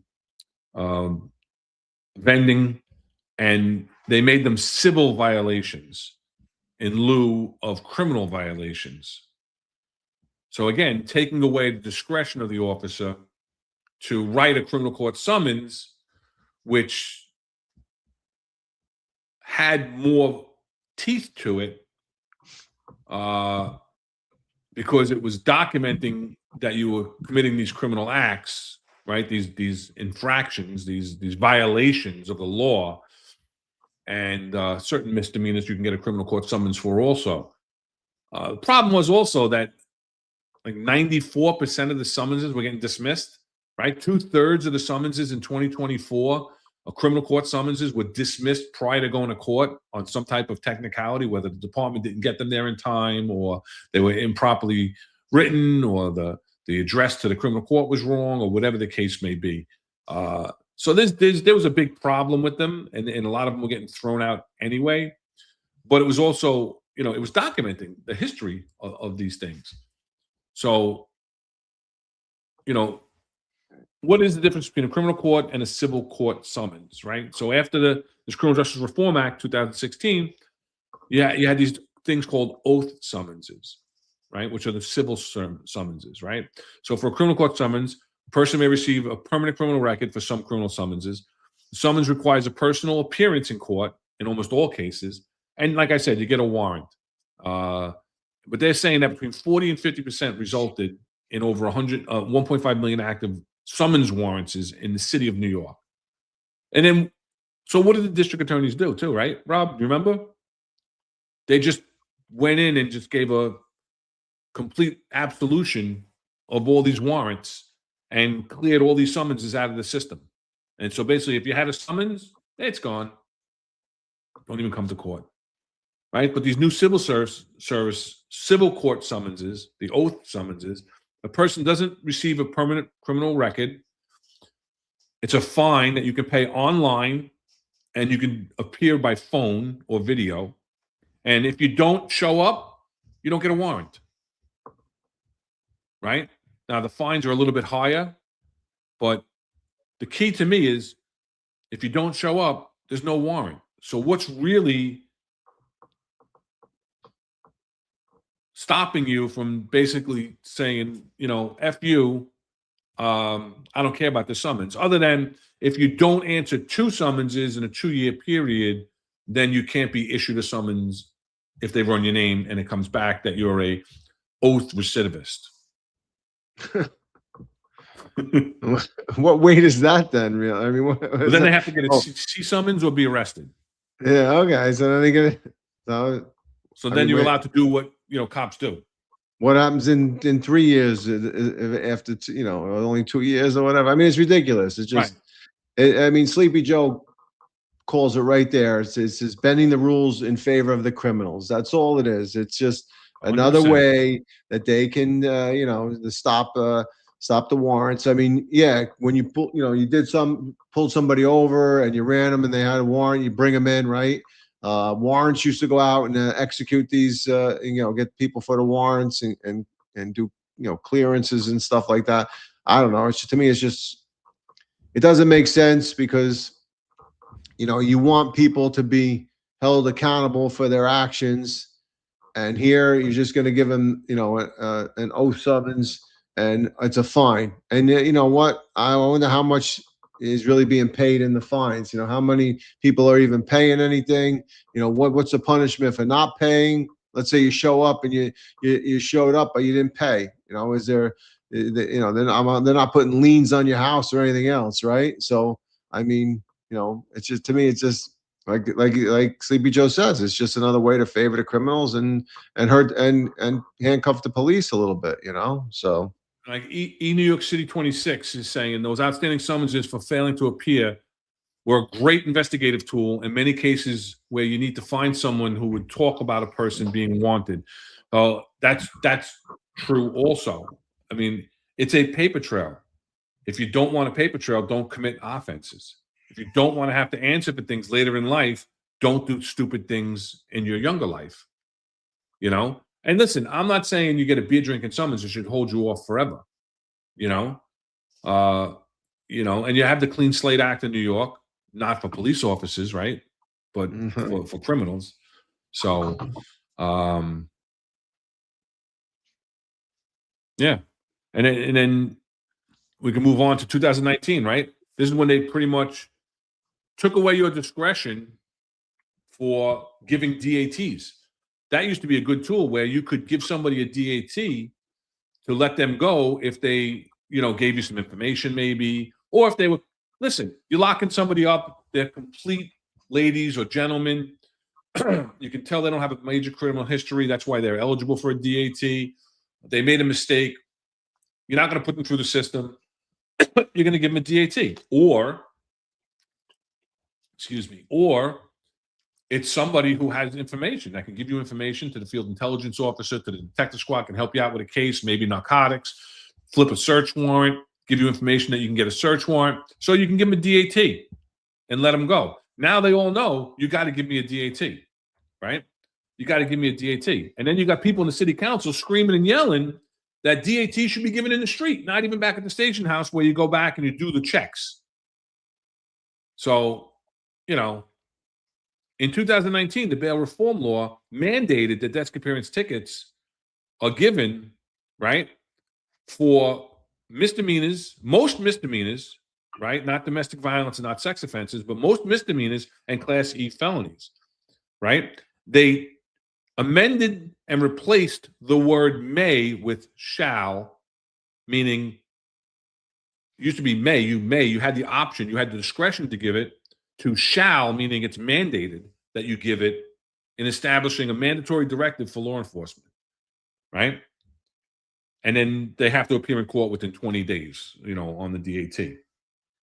So again, this takes away officer discretion because discretion can be used in a positive way to garner further cooperation from someone who's committed a crime and help you to solve other crimes, get search warrants, whatever the case. Do you remember there used to be something, I don't know if it was in the patrol guide or an operations order, but with a DAT, it was also a precinct condition. So if the precinct commander designated something was a precinct condition, then there was no DAT given to that person. So the person thought, oh, I'm going to get a DAT. No, you're not, because it is a precinct condition. So, I mean, that's so funny. And did you just bring Modern Samurai right up there about the same shit with the sanitation police giving out summonses in the nice neighborhoods because they know their homeowners will play? That happens to my mother-in-law all the time, 100%. They like a piece of paper that's floating on the sidewalk. They give her a summons. They say you're supposed to be responsible for that. It wasn't even there 5 minutes ago. And yeah, because she owns the building, they give her the summonses. It's crazy. That's what they do. And that goes back to the issuance of those oath summonses. Who's going to pay? The person that can afford it or whatever. Everybody else isn't going to pay anything. It's really not helping anything, And my poor mother-in-law, she has very, very poor eyesight. So I mean, it's like, it's insult to injury that they're giving her a summons. It's just crazy, So I don't know, but I totally agree with you, Modern Samurai, 100% on that one.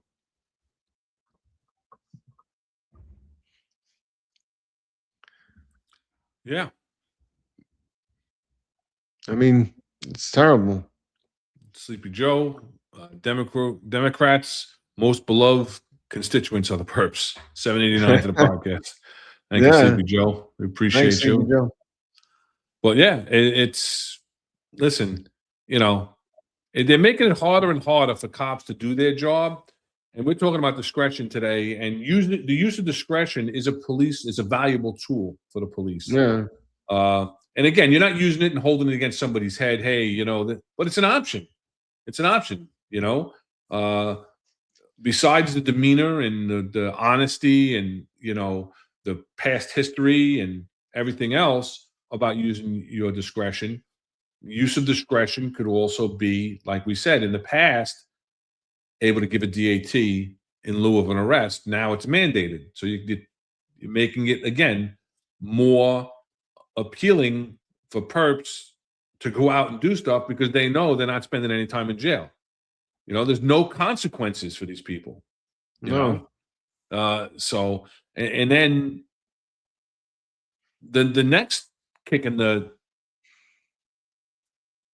couillons for the cops was, you know, Intro 586A, which turns out to be the 2024 How Many Stops Act, right? Where Mayor Adams actually vetoed this and the city council overrode his veto. And this is off of Jumani Williams' website that he sent me. And, you know, what does it mean for officers? It means that without needing to ask and to the best of their ability, you have to document on this form the age, race, gender, and the level of the stop. Levels of the stop could be a common law right of inquiry. It could be, you know, a stop. A level 3 stop is an arrest. A level 2 stop is a Terry stop. Well, they're all Terry stops, but, you know, why they made the stop, how it began, and whether it escalates from one level to another, the final level of the stop, whether it was force used during the stop. And again, if force is used during the stop, what else do they have to do? They got to use it. They got to do a force report. So it's more duplicitous reporting. You just more and more and more in order to feed into the city council's rhetoric on that the NYPD does nothing but bias policing, because that's the only reason for this How Many Stops Act is to document the age, race, and gender of people being stopped. And again, the majority of people being stopped are people of color. But when you look at that and you do a comparison, which is never spoken about by these people, of where the stops are done in relation to the crime, who is stopped in relation to the descriptions given for those committing the crimes, and proportionally, they are the same. Yeah, I mean, there was argument back and forth, I think, when I read that article, that, you know, the police officers or the department said it would take too long to document all these things, you know, and basically, you know, they're looking at it, whether or not somebody's particularly stopping somebody because of their race, you know, and why are they targeting a particular, you know, race or gender or whatever. So I also found out that in 2026, there's a lawsuit that the NAACP is also filing against New York City relative to that, because they're saying that searching the Black and Latino drivers, almost 84% are involving these groups. So that's the. I'm not saying that's a problem with documenting everything, but what it does is it gives them reason to think that things are done inappropriately. So, I mean, I think you have to use, you know, all, you know, totality of the circumstances, you know, where the person is assigned, you know, the ethnic groups in their community that they work on, and how many people they stop. If you're going to say that, you know, a highway police officer is stopping only Black people on the Staten Island Expressway, then they have a point. Right? But if you're going to tell me that I'm in the 4-1 precinct and I'm stopping predominantly Hispanic and Black people, yeah, that's what's going to happen. That's who lives there. So I just think that you can do this, but you have to make sure that these investigative encounters are appropriately investigated and not just a blanket put on top of them and say the NYPD is disproportionately, you know, picking on this ethnic group or that ethnic group. No, look at where the officers are assigned.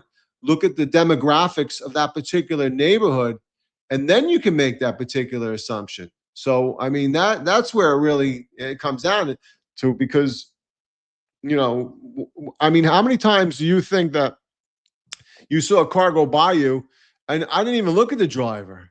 You saw the car speeding by you. You saw the car making the right on the red, which is not allowed in New York City unless it's posted. You saw that. I didn't look at it. You didn't see the driver, right? I mean, maybe one time where a driver went the other way, you saw him, he made eye contact, but usually you're behind a car when it makes a turn or it does in a traffic infraction.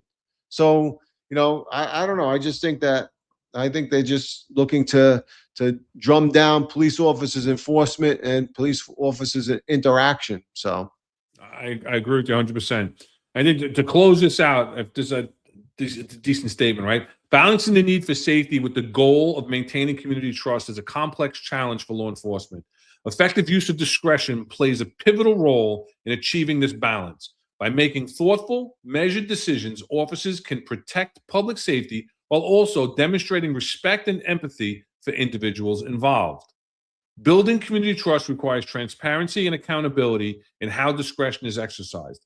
Here's the big one, right? Law enforcement agencies must ensure that their officers are well trained, supported, and guided by clear policy. I think that is what we're talking about, what you said, right?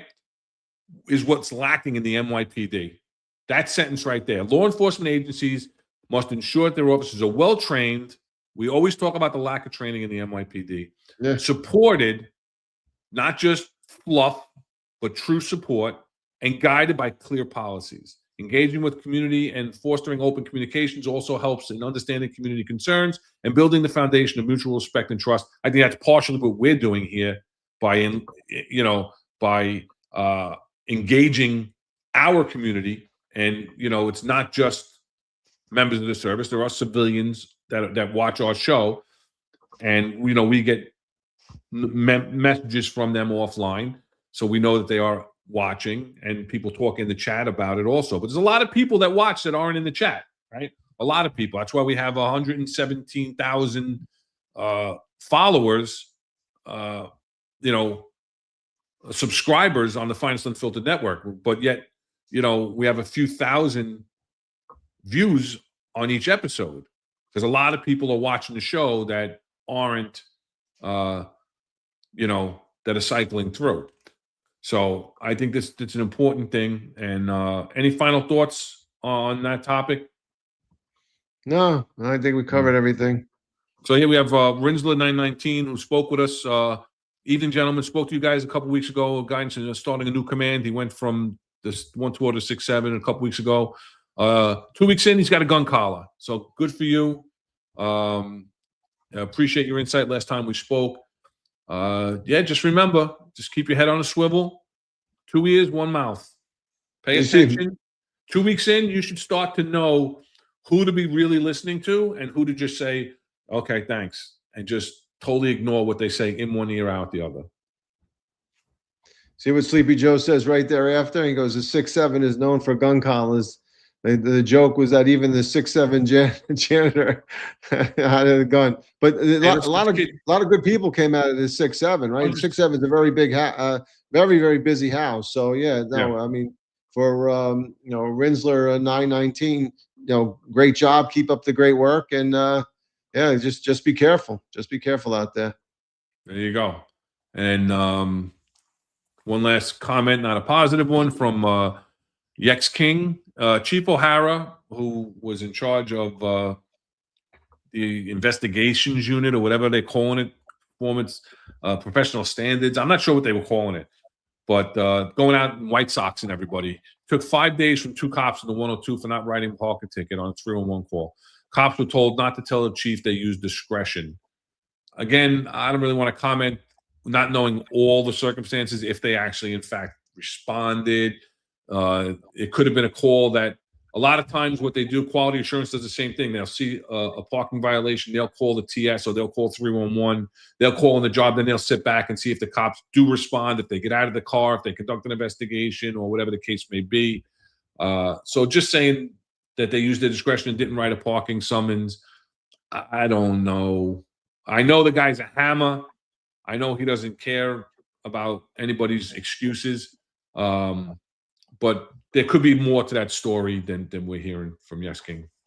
Well, if that's true, that's bullshit then, really, because 100%. if the officers went there and they got out and maybe they knocked on the door and maybe the person gave them an excuse, maybe the person said, "Oh yeah, I just dropped off my baby. I'm unloading groceries or something. You know, everything doesn't have to result in a ticket. And to sit there and if in fact, you know, the officers did respond and did do what they did were supposed to do, and that guy wrote a summons, well, that's bullshit, because he should have done that. Because that, to me, that's just like, you know, yeah, the officers definitely have discretion. And you know, to sit there and wait for something like that's, you know, come on, man. Yeah, that'll really raise morale. Yeah. I don't even know who he is though. So No. Oh, O'Hara? yeah. Oh, he's a hammer. He was brought in to be a hammer. Uh, Brought in to be a hammer. All right, so let's transition. We're an hour and 40 minutes in. Went a lot longer than we thought we were going to go on that. So let's make sure, like Terry says, hit that like, share, and subscribe button. If you're watching us over on X seems to be back up. We got 150 people watching on X. If you want to jump over to the YouTube channel, if you can get involved with the chat. We're very interactive with the chat, as you can see. You can see the chat from all the other people that are watching, whereas on X, you can only see the chat of those people who are chatting on X. You can't see the comments from everybody else. So jump over, and while you're there, hit the like, hit the subscribe button, and let's get that algorithm going. So let's pick up on a topic we didn't get to last week, and that's retired Cardinal Timothy Dolan and the Reverend A.R. Bernard are going to be sworn in next week for co-chaplains, NYPD co-chief chaplains. They're going to be the lead chaplains, taking over for the Reverend Dr. Alvin Cass, who passed away back in November, who 55 years led the spiritual leaders of the NYPD chaplains unit. And since his passing, no one's been designated as the chief chaplain. Does that mean that she was waiting for Dolan to retire? I don't know. And the Reverend A.R. Bernard, so the article, in part reads, newly retired Cardinal Timothy Dolan is set to serve as one of NYPD's top religious leaders alongside Brooklyn-based megachurch founder, the Reverend A.R. Bernard, the department announced Monday. Dolan, who's 76, and Bernard, who's 72, who founded the Christian Cultural Center, will be officially installed as co-chaplains of the country's largest police department this month, according to NYPD officials. Their appointments come after Rabbi Alvin Cass, who served as New York's finest for nearly 60 years, died in October, not November. And Commissioner Tisch says, as I was thinking about who should fill this role, and don't hold it against me if I say it wrong, one Hebrew word kept coming to mind, Zadik, a person of righteousness, NYPD Commissioner Tisch said in the statement. Cardinal Timothy Dolan and Reverend A.R. Bernard are two of the most righteous people the city has ever known. They are two men of incredible faith whose life and leadership embody the moral clarity, compassion, and wisdom our officers rely on in their hardest moments. So I really didn't know of the Reverend Bernard.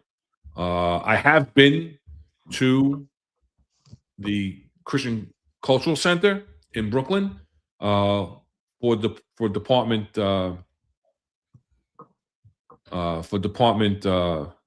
don't know why these are doing this, for department functions. So what are your initial thoughts? Well, just to give you a compliment, my Jewish wife said that you were very close with that word. So Okay. she's very, very proud of you. You did a good job with that. Thank you. I was shocked about this because I felt there are other people that, were in line to get this position. Now, I don't know if they declined it or they were just passed over, but I know other people that have been in the position of a police chaplain for a long time, have gone to a lot of the Getting ahead of me. ceremonies and stuff. I'm getting ahead of you.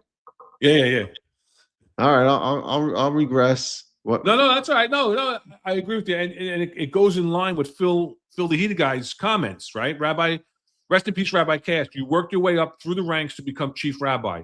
Now they bring two guys in to be top dogs. The NYPD doesn't respect rank anymore. You can walk into the top. Yeah. So that's exactly what you're saying. You know.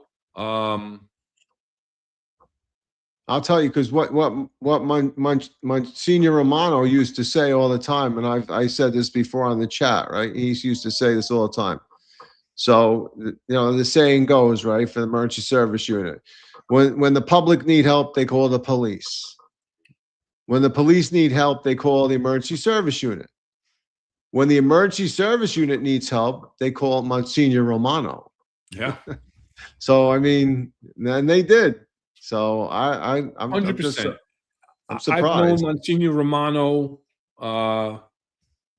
pretty much his whole time he's been involved with the police department. He's a spiritual leader, one of the spiritual leaders for the Columbia Association, which I was involved with while I was active on the job. I've had many conversations with him, many sit downs with him.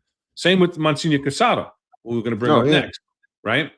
So Monsignor Robert Romano, for those who don't know, again, it says right here, he began his career in the police department in 1998, right? He's a Catholic priest, pastor of Lady of Guadalupe Church in Brooklyn. And he's an assistant chief chaplain, 2 stars, right? Now, I remember I was at the promotion ceremony when they surprised the Reverend Dr. Alvin Cass with his 3rd star. And they made him the first 3-star chief chaplain. Before that, he was a 2-star. Monsignor Romano and Monsignor Casada were 1 stars. And so they basically elevated everything up 1 level. But here you have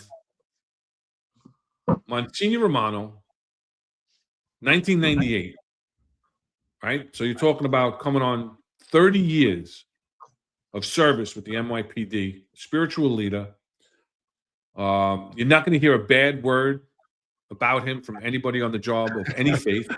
I would hope not. Right? Well, there's some people that just because they're a person of authority or even a member of the clergy. I've come across some members of the clergy that didn't have the greatest bedside manner, we'll say. Yeah, no, I'm not saying. I'm just saying. But, I would hope not. But I mean, he's well respected through the ranks of the NYPD as well. And, you know, you have him. You have Monsignor David Casado. I always say Casada. It's Casado, right? He's been with the NYPD since just before 9/11, right? Since June of 2001, right? He's the pastor emeritus of Our Lady of Mount Carmel. He's retired from that. He's still in charge of the diocese for the schools. But he's been an assistant chief chaplain with the NYPD as well. Again, so, you know, working his way up through the ranks, right? Because when you become a chaplain with the NYPD, you have the assimilated rank of an inspector, right? A full bird, what I was. And then they had Monsignor Casada and Monsignor Romano were 1 stars like you. And then the 2-star was the chief chaplain, and that was Dr. Cass. And he was for 50, I think 8 years, or 57 or 58 years with the NYPD. And so now you have retired Cardinal Dolan. Now I get it. His Eminence, the Cardinal Dolan, right? Spiritual leader of the entire Northeast region. And he's now going to take over the spiritual leadership of the NYPD. Again, he's been very involved with the NYPD. He's very police friendly. He's close with every police department, uh, police commissioner and chief Manhattan South that's ever been around for the last 17 years that he was in charge of the flock here in this region. And I can almost say, okay. But again, like you said, were they offered and declined? I doubt it. I doubt they would. Either one of them would decline that honor of being the chief chaplain.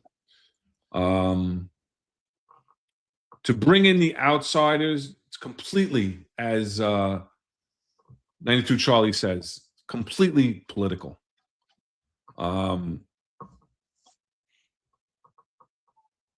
You see, Reverend Bernard is pro-police, don't get me wrong, right? In 2020, he pushed back for the defund the police message when he was doing a live stream with then first Deputy Commissioner Ben Tucker, right? I think police officers put their lives on the line every day.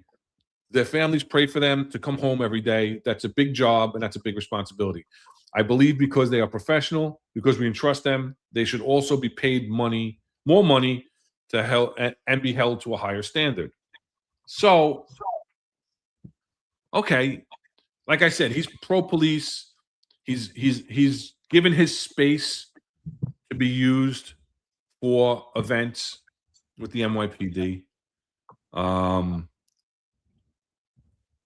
But I think this says a lot right here, this statement right here, right? A prominent figure in the Black Christian community, Bernard received a Distinguished Recognition Award in November from the NYPD Guardians Association, a fraternal group of African-American officers.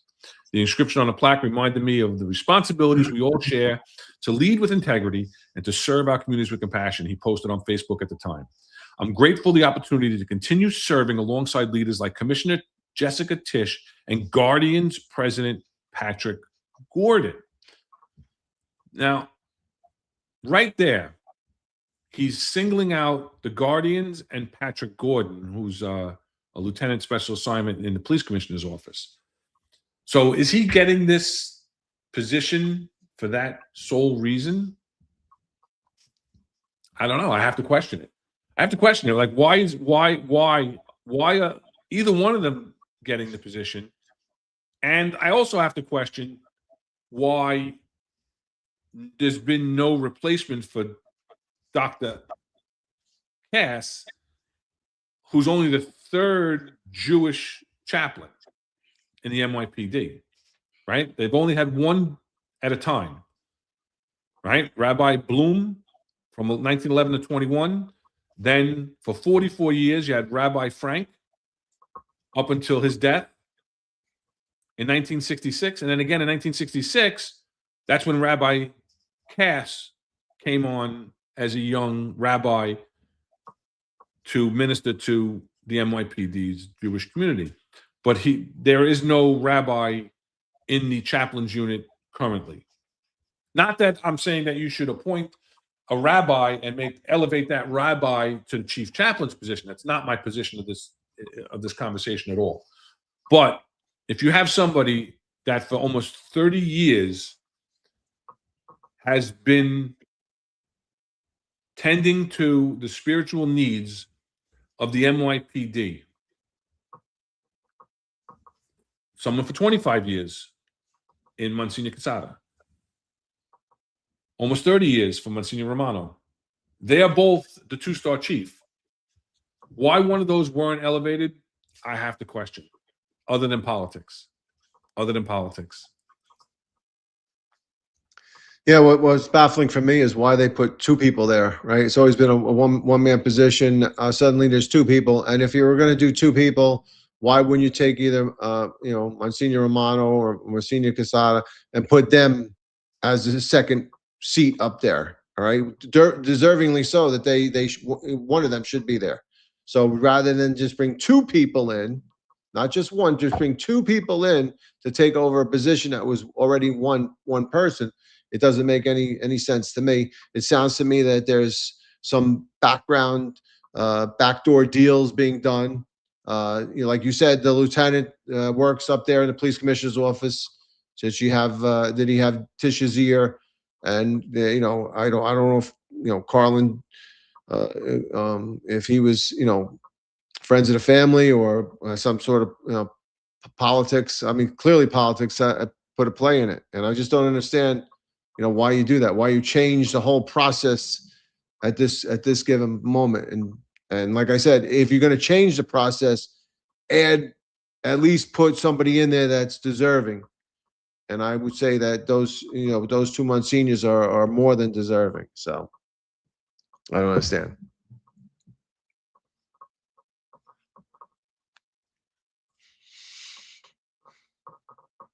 And RDB, why are we even surprised? This is the NYPD. This is the way. This is the NYPD way. It doesn't matter if you're a chaplain or a detective. They're going to promote whoever they want, and that's true. Again, we'll go back to discretion, right? This is a discretionary promotion, right? Discretionary, by the authority invested in the police commissioner. So this is her choice. So I listen, and it doesn't. I have all the respect and honor for both men of cloth, both men who are pro-police and who want to help to minister and be there in the hardest, the most difficult times of an officer's life to counsel. I know that that the chaplains are available 24 hours. I've had great relationships with many different chaplains from many different denominations. I was very close with Father Reckenbauer in the Bronx, who's a Lutheran chaplain. You have there's so many different chaplains that are out there, and Father George from Queens, who's Greek Orthodox, who's now a 1-star. He's a chief chaplain. He's been with the department and have great relationships with them. Great relationship. It was great to be around Rabbi Cass. Always made you laugh. Always made you feel comfortable and at ease. His benedictions were always, always told the story, and you could always relate, no matter what religion you are. So rest in peace to Rabbi Cass, who's looking down over us. But one thing that I have to mention, with Cardinal Dolan, is that, and I don't know, none of the chaplains took a position for the COVID mandate when it came to the religious exemptions. And neither, as the leader of the Catholic Church for the Northeast region, I would have thought that a statement, and again, it holds no legal weight, right? Because it's a legal thing that the department was going through. It's a legal fight that we're not given this exemption, are fighting to this day to get their jobs back. But you would think that the spiritual leaders and the spiritual leader of the Northeast region in Cardinal Dolan would have made a statement in regards to the religious exemptions that were being put in by those members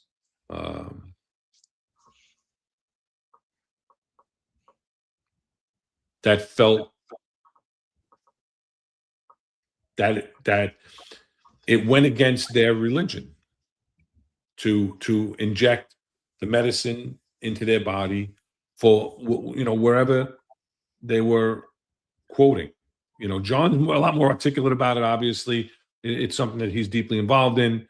But I don't know the exact scripture that is quoted in those exemptions, but I would think that they should have made some formal statement one way or the other.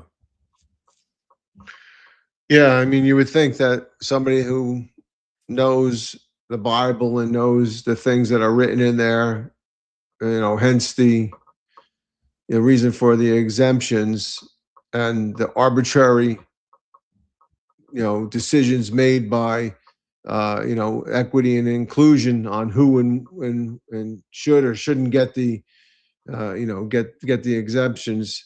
It would be wrong, but somebody of the cloth who reads the Bible and knows the Bible can understand it and should have been a proponent of the people that actually said, I don't want to get, the vaccine at this time because of my religious exemptions.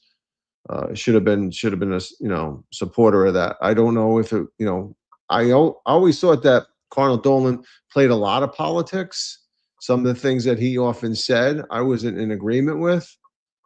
Because I thought there should have been a separation between the religious beliefs and his own political beliefs, and I didn't think that he should have verbalized them things out to people.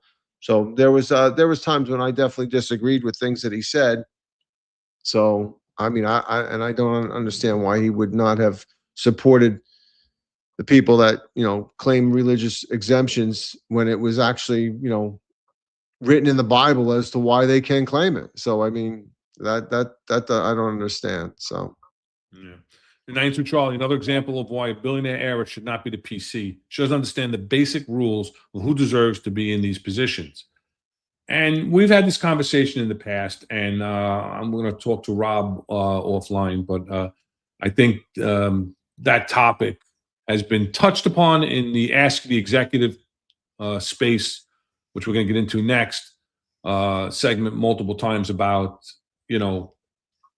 non-police personnel that have come up through the ranks, becoming police chiefs or police commissioners.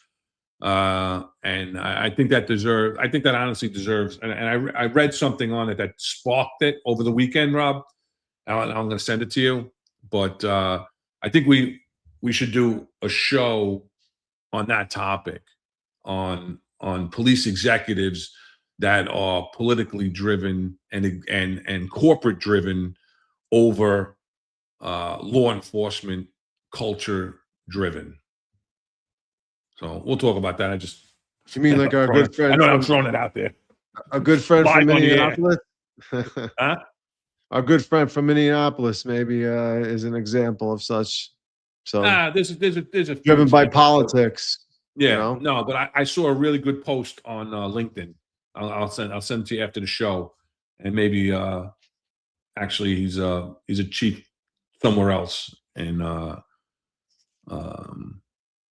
I'll send it to you. Maybe maybe we can invite him on to go over his career and talk about it.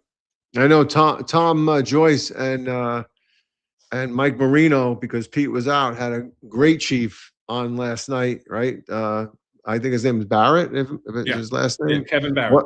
Kevin Barrett. What a great guy, man. If anybody haven't seen that from last night's 10-4 Tavern, you got to go back and watch it. You're talking about a SWAT guy. Patrol to SWAT. Right. It moves all the way up to the rank of chief of department, aka PC. And what a great guy, what a stand-up guy, and still supports his men and women, right? And supports the people killed in the line. And God, I can't believe how many people he knew that killed in the line of duty. Three people since 2015 that he was close to in a very small department. But a big key on takeaway on that, Rob, is that his mayor, who's a former Army Ranger, is pro-police and backs him up. His city council backs him up, and they give him the resources to do what needs to be done. And he told them when he took the job that you got to let me be the police and do my job, or I'm not taking the job. Yeah. And I mean, I think that's the difference. they talked about the difference. And his clearance rate, right? 6 homicides, six clearance, 100% clearance. DV, but hey, it was interesting. It was interesting. Like another point that was made was when they're demilitarizing, right? The John and Eric had the episode about demilitarization of the police, and you had spoken about it too, where they took away the former military vehicles that emergency services had, and he said, "Well, that was a good thing He goes, because that gave me the ability to modernize. So now we have Right. these new armored vehicles that'll stop some of them will stop a 50 caliber round, Right. you Right. know, and so he has these uh new age technological, armored vehicles that he could use in modern day policing. Again, there's the difference. And what I had made a comment on the show last night was that the difference between the NYPD and his agency was that they demilitarized and took away the old military vehicles, but then funded his department to replace it with modern technology and modern safety vehicles that are policing, that give him the ability to do the same job with modern equipment. Whereas Yeah. I the mean, NYPD just takes the shit away and says, fend for yourself. yeah. I mean, we had the military vehicles. I think he was looking for the word peacekeeper. That's what we had. There was small little military vehicles. They were called peacekeepers, and we had two of those, and we also had two army tanks, two Korean War tanks. And through Obama, they took away the peacekeepers, and we only had, I think, one Bearcat at the time, and what was called the pot truck up at Truck 3, which is the photo observation truck. And we scrambled to get more trucks, and you know how we got them? Through counterterrorism, through funding, through counterterrorism. Federal money, Federal right? money, because the city wasn't going to put it up. Right. We used to have to go with the 460 code, which is a confidential code, and then bid out that way. And we had, so I mean, I'm not going to go through the whole bid process, but I felt his pain last night when he was explaining it, Yeah. So, but he was lucky. He was lucky he had the support, Yeah, 100%. You can tell. You can tell, and Yeah. he means it. And their training. Please go back and watch the 10-4 Tavern show last night, and you're going to see how a police department should be run. The amount of days that his officers cycle through training. His specialty units get extra training, and their mutual aid also. I mean, their SWAT team covers all the counties surrounding them because Yeah. And again, there's a few full timers and a lot of part timers that respond, which is very, as you would know a lot more than I, but is very common in suburban areas where they have officers assigned to patrol that are SWAT officers that will respond together to a scene and then link up, on major scenes where they'll have very few core full-time guys, not like our emergency services unit. No. But I just wanted to mention to Phil Heath, the guy that Cardinal Dolan was responsible for Steve McDonald's promotion to detective and his ability to get a detail assigned to him. Listen, I know Cardinal Dolan is very pro-police. I have the utmost respect for him, and I wasn't trying to say anything negative. I just think that people in the police industry should be apolitical, and people in the clergy should be apolitical. We have in the police, we have a job to go out and protect and serve the public, and police the public, right? Not be political. And those of the cloth have a job to minister to the public and should not be getting involved in politics. There's enough politics within the church. You don't need to get into local law policies and politics. And I just think that because it was such a big thing and it was so faith-based, that some statement should have been made. That was my only point to that. And I'm not sure, if anybody thought I was speaking, trying to speak against him. I'm not, because I know that he's truly loves the police. I've seen it firsthand. I don't think I don't think we're saying that he didn't deserve the position. I'm just thinking that there were other people within the department that could have taken the same position. And what I was also saying is that if you're going to make it a two person position, then one or two of the candidates that were already in the department should have been considered. So, agree 100%. 100%. And I too, Charlie, you got to give me a spot on, not 100%. No, don't give him a spot on. All right, let's move on. Anything more on this? No. All right, well, you know what? Before I was going to do it at the end, but since we're talking about spiritual leaders, just take a moment. We mentioned it. Today's Ash Wednesday, and just for those who follow the Christian faith of Ash Wednesday, may this Ash Wednesday bring you renewal of spirit and a repentant heart, and the grace of God's forgiveness. And remember that you are dust, and to dust you shall return. I just wanted to put that out What there. do you follow it, Ron? Are you Catholic? I do. So what are you giving up for Lent then? Licorice? Ice cream. Ice cream, really? I Yeah. love ice cream, bro. I can sit with a pint of Haagen-Dazs. All right. I'm giving up ice cream. Because now let me ask you a question. Because I went through grammar school, was Catholic, and I went to a Catholic high school. Were you allowed to on Sundays cheat and have that thing you gave up? No, because that was something we all thought you could do. You thought during Lent you could we had to abstain from whatever you gave up, but on Sundays if you really needed it you could have it. So, but all right. So 92 Charlie gave you a spot on inspector, even though I object and it was solicited.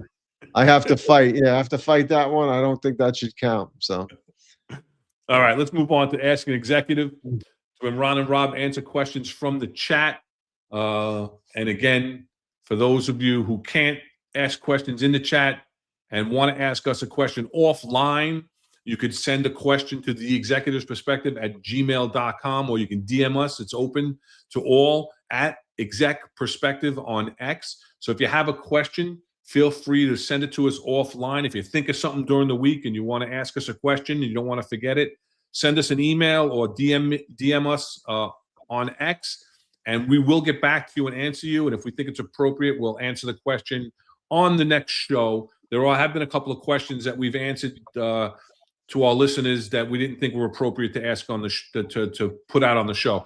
And just remember, we will absolutely keep your identity confidential, and so you don't have to worry about that. If you don't care and you want your name put out there, just add that to the email or in our correspondence, because like I said, we're not just going to hold the question and then answer it on the show. We will answer it back to you and then bring it up on the show. We'll copy and paste it and bring it up on the show. We've done that a couple of times.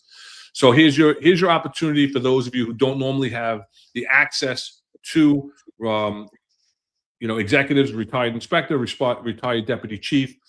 Ask us any question on topic, off topic, and we'll get to that. And I don't remember seeing any questions during the show. Did you write any down, Rob? There was one. Well, the first one I saw was Housing for Life, but that was the body cams. But I think we addressed that. So I did see NYC 26, and it's kind of like a somewhat of a question, I guess. But this was at 18:23 hours. He said, future show suggestion. Can you do a show on how to deal with the First Amendment guys? A lot of guys getting jammed up by them, and the department has not provided any guidance. So I know John and Eric have, pushed that. You can go back to see some of their podcasts, but I think that might be a good idea also. Maybe we can incorporate it in that. We'll talk about doing a segment on that, and yeah. Because I think that's very good, because we wondered, I wondered if that 5-day of training was going to address that, right? Is that going to address that, that BS 5-day of training that Tisch put out? Is that going to be one of those days where you can do that? And they have mandatory, everybody below the rank of captain has the mandatory First Amendment training. Right. Yeah, which is separate from that 5 days training. So right. I was going to say that, but New York City 26 is saying, break down the videos and provide guidance. I mean, it's tough. It's tough because, these guys are clowns. They know the law. And, it sucks that the job makes you eat it, because that's basically the answer. You got to eat it for the most part. You have to know, there's off limits areas that are private in the precinct. But to walk into the precinct, you're allowed to videotape. Outside the precinct, you're allowed to videotape. The guy that was pulling door handles in the 121 precinct should have been collared for unauthorized use of a vehicle. Pulling a door handle used to be unauthorized use of a vehicle. You are when you pull on that door handle the way he was pulling on that door handle, allegedly to see if the vehicles were secured. It's not his job to see if they're secured. Even though they're parked in a public space on city property, when you're pulling a door handle, you're in possession of that vehicle, and that was always unauthorized use of a vehicle was a charge. So, but yeah, Phil the Heated guy saying every cop should have to take a constitutional law class. And I think that's part of that training, right? They're saying that everybody below the rank of captain has to take this First Amendment training. I'd love to get a copy of it and see exactly what it is. Yeah, you see any other ones then, or? Well, Modern Samurai is asking, Ron Rob, how would you address the situation that happened in the 4-5 precinct at the mall in Co-op City? And do you feel the cops went too hard on these kids? Listen, that was a fucking riot. These kids, you want to call them kids, but they want to act like adults, right? They want to act like they're tough guys, and they're going out and they're looting, they're destroying property, they're stealing food because they're jumping behind Popeyes and stealing all their chicken and trashing the place that they shouldn't be at. Play stupid games and you get stupid rewards. And so no, I don't think that they went too hard because the kids also were getting physical with the officers.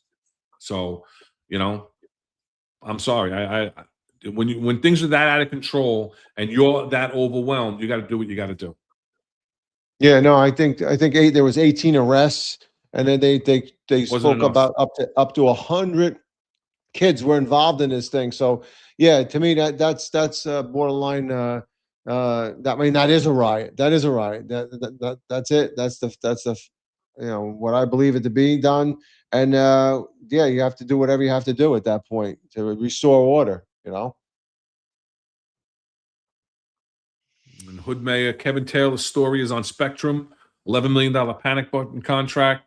That's why you have to clean up before you can put an NYPD as commissioner. Again, I'll refer you back to John and Eric. They did a great breakdown of the loss of the indictment. They didn't even get through the whole thing. They did 3 hours, and they weren't even able to get through the entire indictment. That chronicled the allegations against Inspector Kevin Taylor. For those who don't know what we're talking about, Inspector Kevin Taylor is a retired NYPD inspector, was in charge of the school safety division.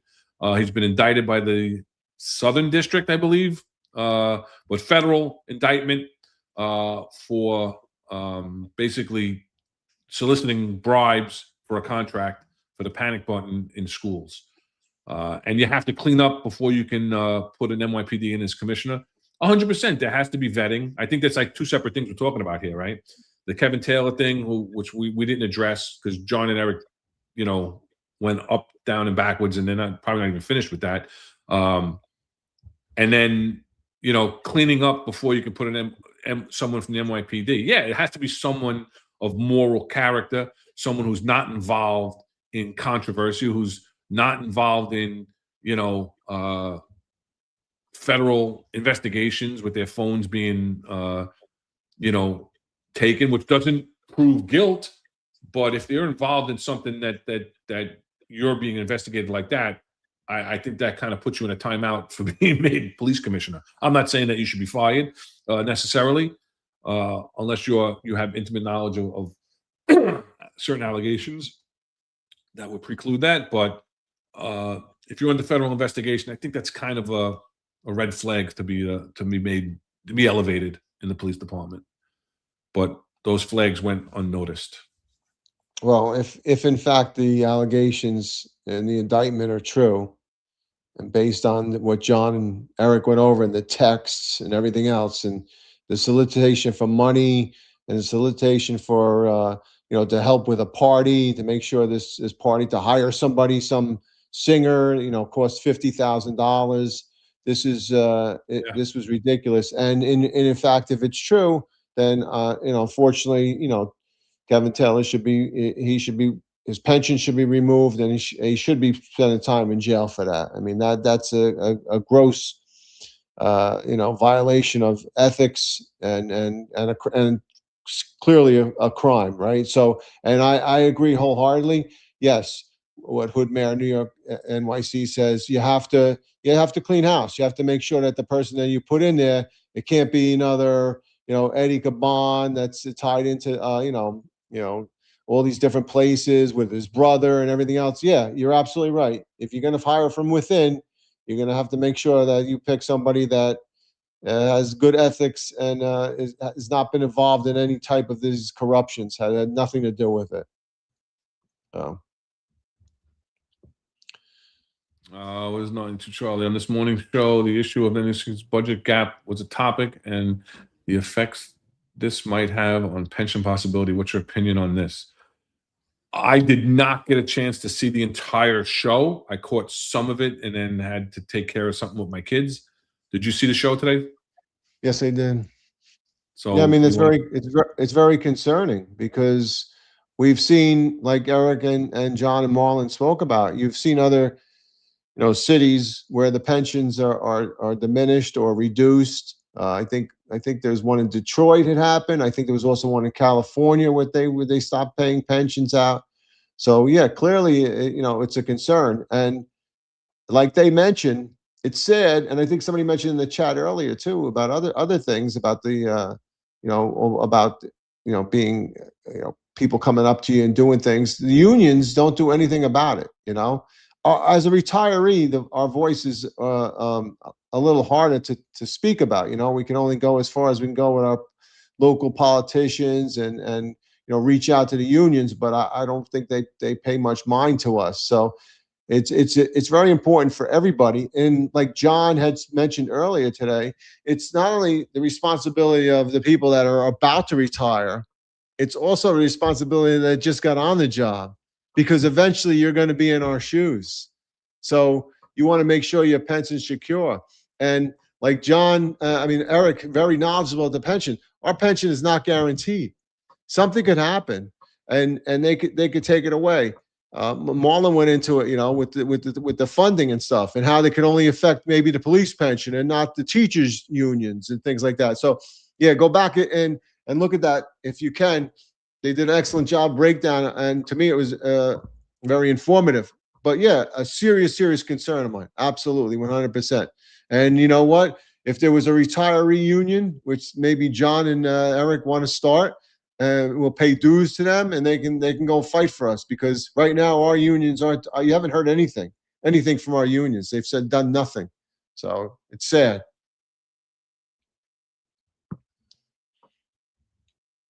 All right. If you have any more questions, please jump in the chat real quick. We're going to wind it down. Anything else, Rob?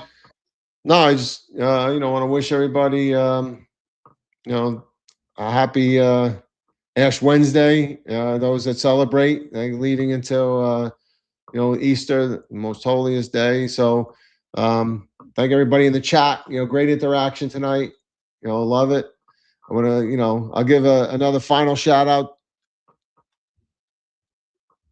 to Marlon and thank him for everything he's done behind the scenes. And I appreciate everybody. Ron, thanks for putting this together. You did a great job. And we'll everybody have a good night and be safe out there, especially the new officers in the 6-7. Be careful out there, right? So that's it. Keep your head on a swivel, big guy. That's it. Yeah, that's Night it. to Charlie. Thank you so much. Appreciate the kind words. John Mack, in his due diligence, he seems ready to be a union head. He's very knowledgeable, knowledgeable, absolutely, and very politically savvy also. See what Phil the Heater guy says? Tell the Jewish guys not to put in for Easter Sunday. That's funny. Yeah, but I actually forgot what I was going to say. Let's, even though we read them off during the show, let's do the super chats. Give you credit for the super chats. We really appreciate the contributions to the show. Modern Samurai, good friend, worked with Rob back in the day. Always been a supporter of the show and the network. So we really appreciate you. Rob, was it hard handing out those PBA cards when they were printed on the stone tablets? We joked about that earlier, right? Hope you guys are well, by the way. We are. Thank you. And he used to put his numbers on the card and then say, call if there's any problems. And honestly, in 25 years, he never had a problem. So that's good. We can tell PBA card stories all night. That could be a whole nother episode. We almost made it one, right? And then our friend Sleepy Joe, another contributor to the podcast, always in the comments, always supporting the shows. We really appreciate it. Perps, Democrats' most beloved constituents. Isn't that the truth? Isn't that the truth? That and undocumented that they want to get to vote. But we won't go too much into all of that. All right, so let's wrap it up. So today's Wednesday. So the next show on the Finest Unfiltered Network is going to be New York's Finest Tried and Unfiltered podcast for the Friday Roundtable with John, Eric, and Marlon. They'll be following up on all the local NYPD news, local politics. I'm sure Mondami's budget will continue to be a topic of conversation, especially since John just tweeted out or put an X post out just before the show. That's where we grabbed the screenshot on the breaking news of the budget and the reduction of the removal of the increase of the 5,000 offices that Mayor Adams put in just before leaving. And on then they'll be back on Monday to continue telling you about whatever else is going on over the weekend. And there's so much there's just so much content for them, especially since they follow the local politics and they follow the the news cycle. So just keep an eye out. You'll have Marlon back with them. As we said, Marlon's a very integral part. Was always behind the scenes, was the meme master, and then joined them on air on Mondays and Fridays. So you'll see them again on Monday. Tuesday, 7:05, you'll have the 10-4 Tavern. Again, go back and watch the recorded episode. Another great episode. Chief Kevin what's his last name? Barrett. Kevin Barrett. Last night's show, a great show. Also, he put out a bourbon line for first responders, for the police, fire, and military. Different line for each. And then next Tuesday at 7:05, they're going to have NYPD retired Sergeant Mike Fanning from the Detective Bureau. He was part of the bias hate crimes unit and also the hostage negotiation team. He's now the chief of Pawleys Island, South Carolina, which is a beach town. That must be some job, I'll tell you. He's going to go through his life and his career in the NYPD. He was involved in a very high-profile case back in 1989 where a female officer was involved in a scuffle. She got knocked down to the ground. Her gun was taken. And, Mike Fanning, who was a police officer at the time, was able to save her life by shooting the perp. So that's going to be another great show. They always have great guests. I think the next 4 weeks, I think Tom said on one of his social media posts with Moxie and Maisie. Let's not forget Moxie and Maisie from his social media posts. The next 4 weeks are going to be NYPD powerhouses. So they go around the country. They have people from around the country, federal law enforcement, local law enforcement, retired NYPD for the next 4 weeks. So make sure you check them out. Tuesday, 7:05 p.m. And then on Wednesday, we'll be back at 5:05 p.m. with the next episode of The Executive Perspective. So until then, everybody, be safe.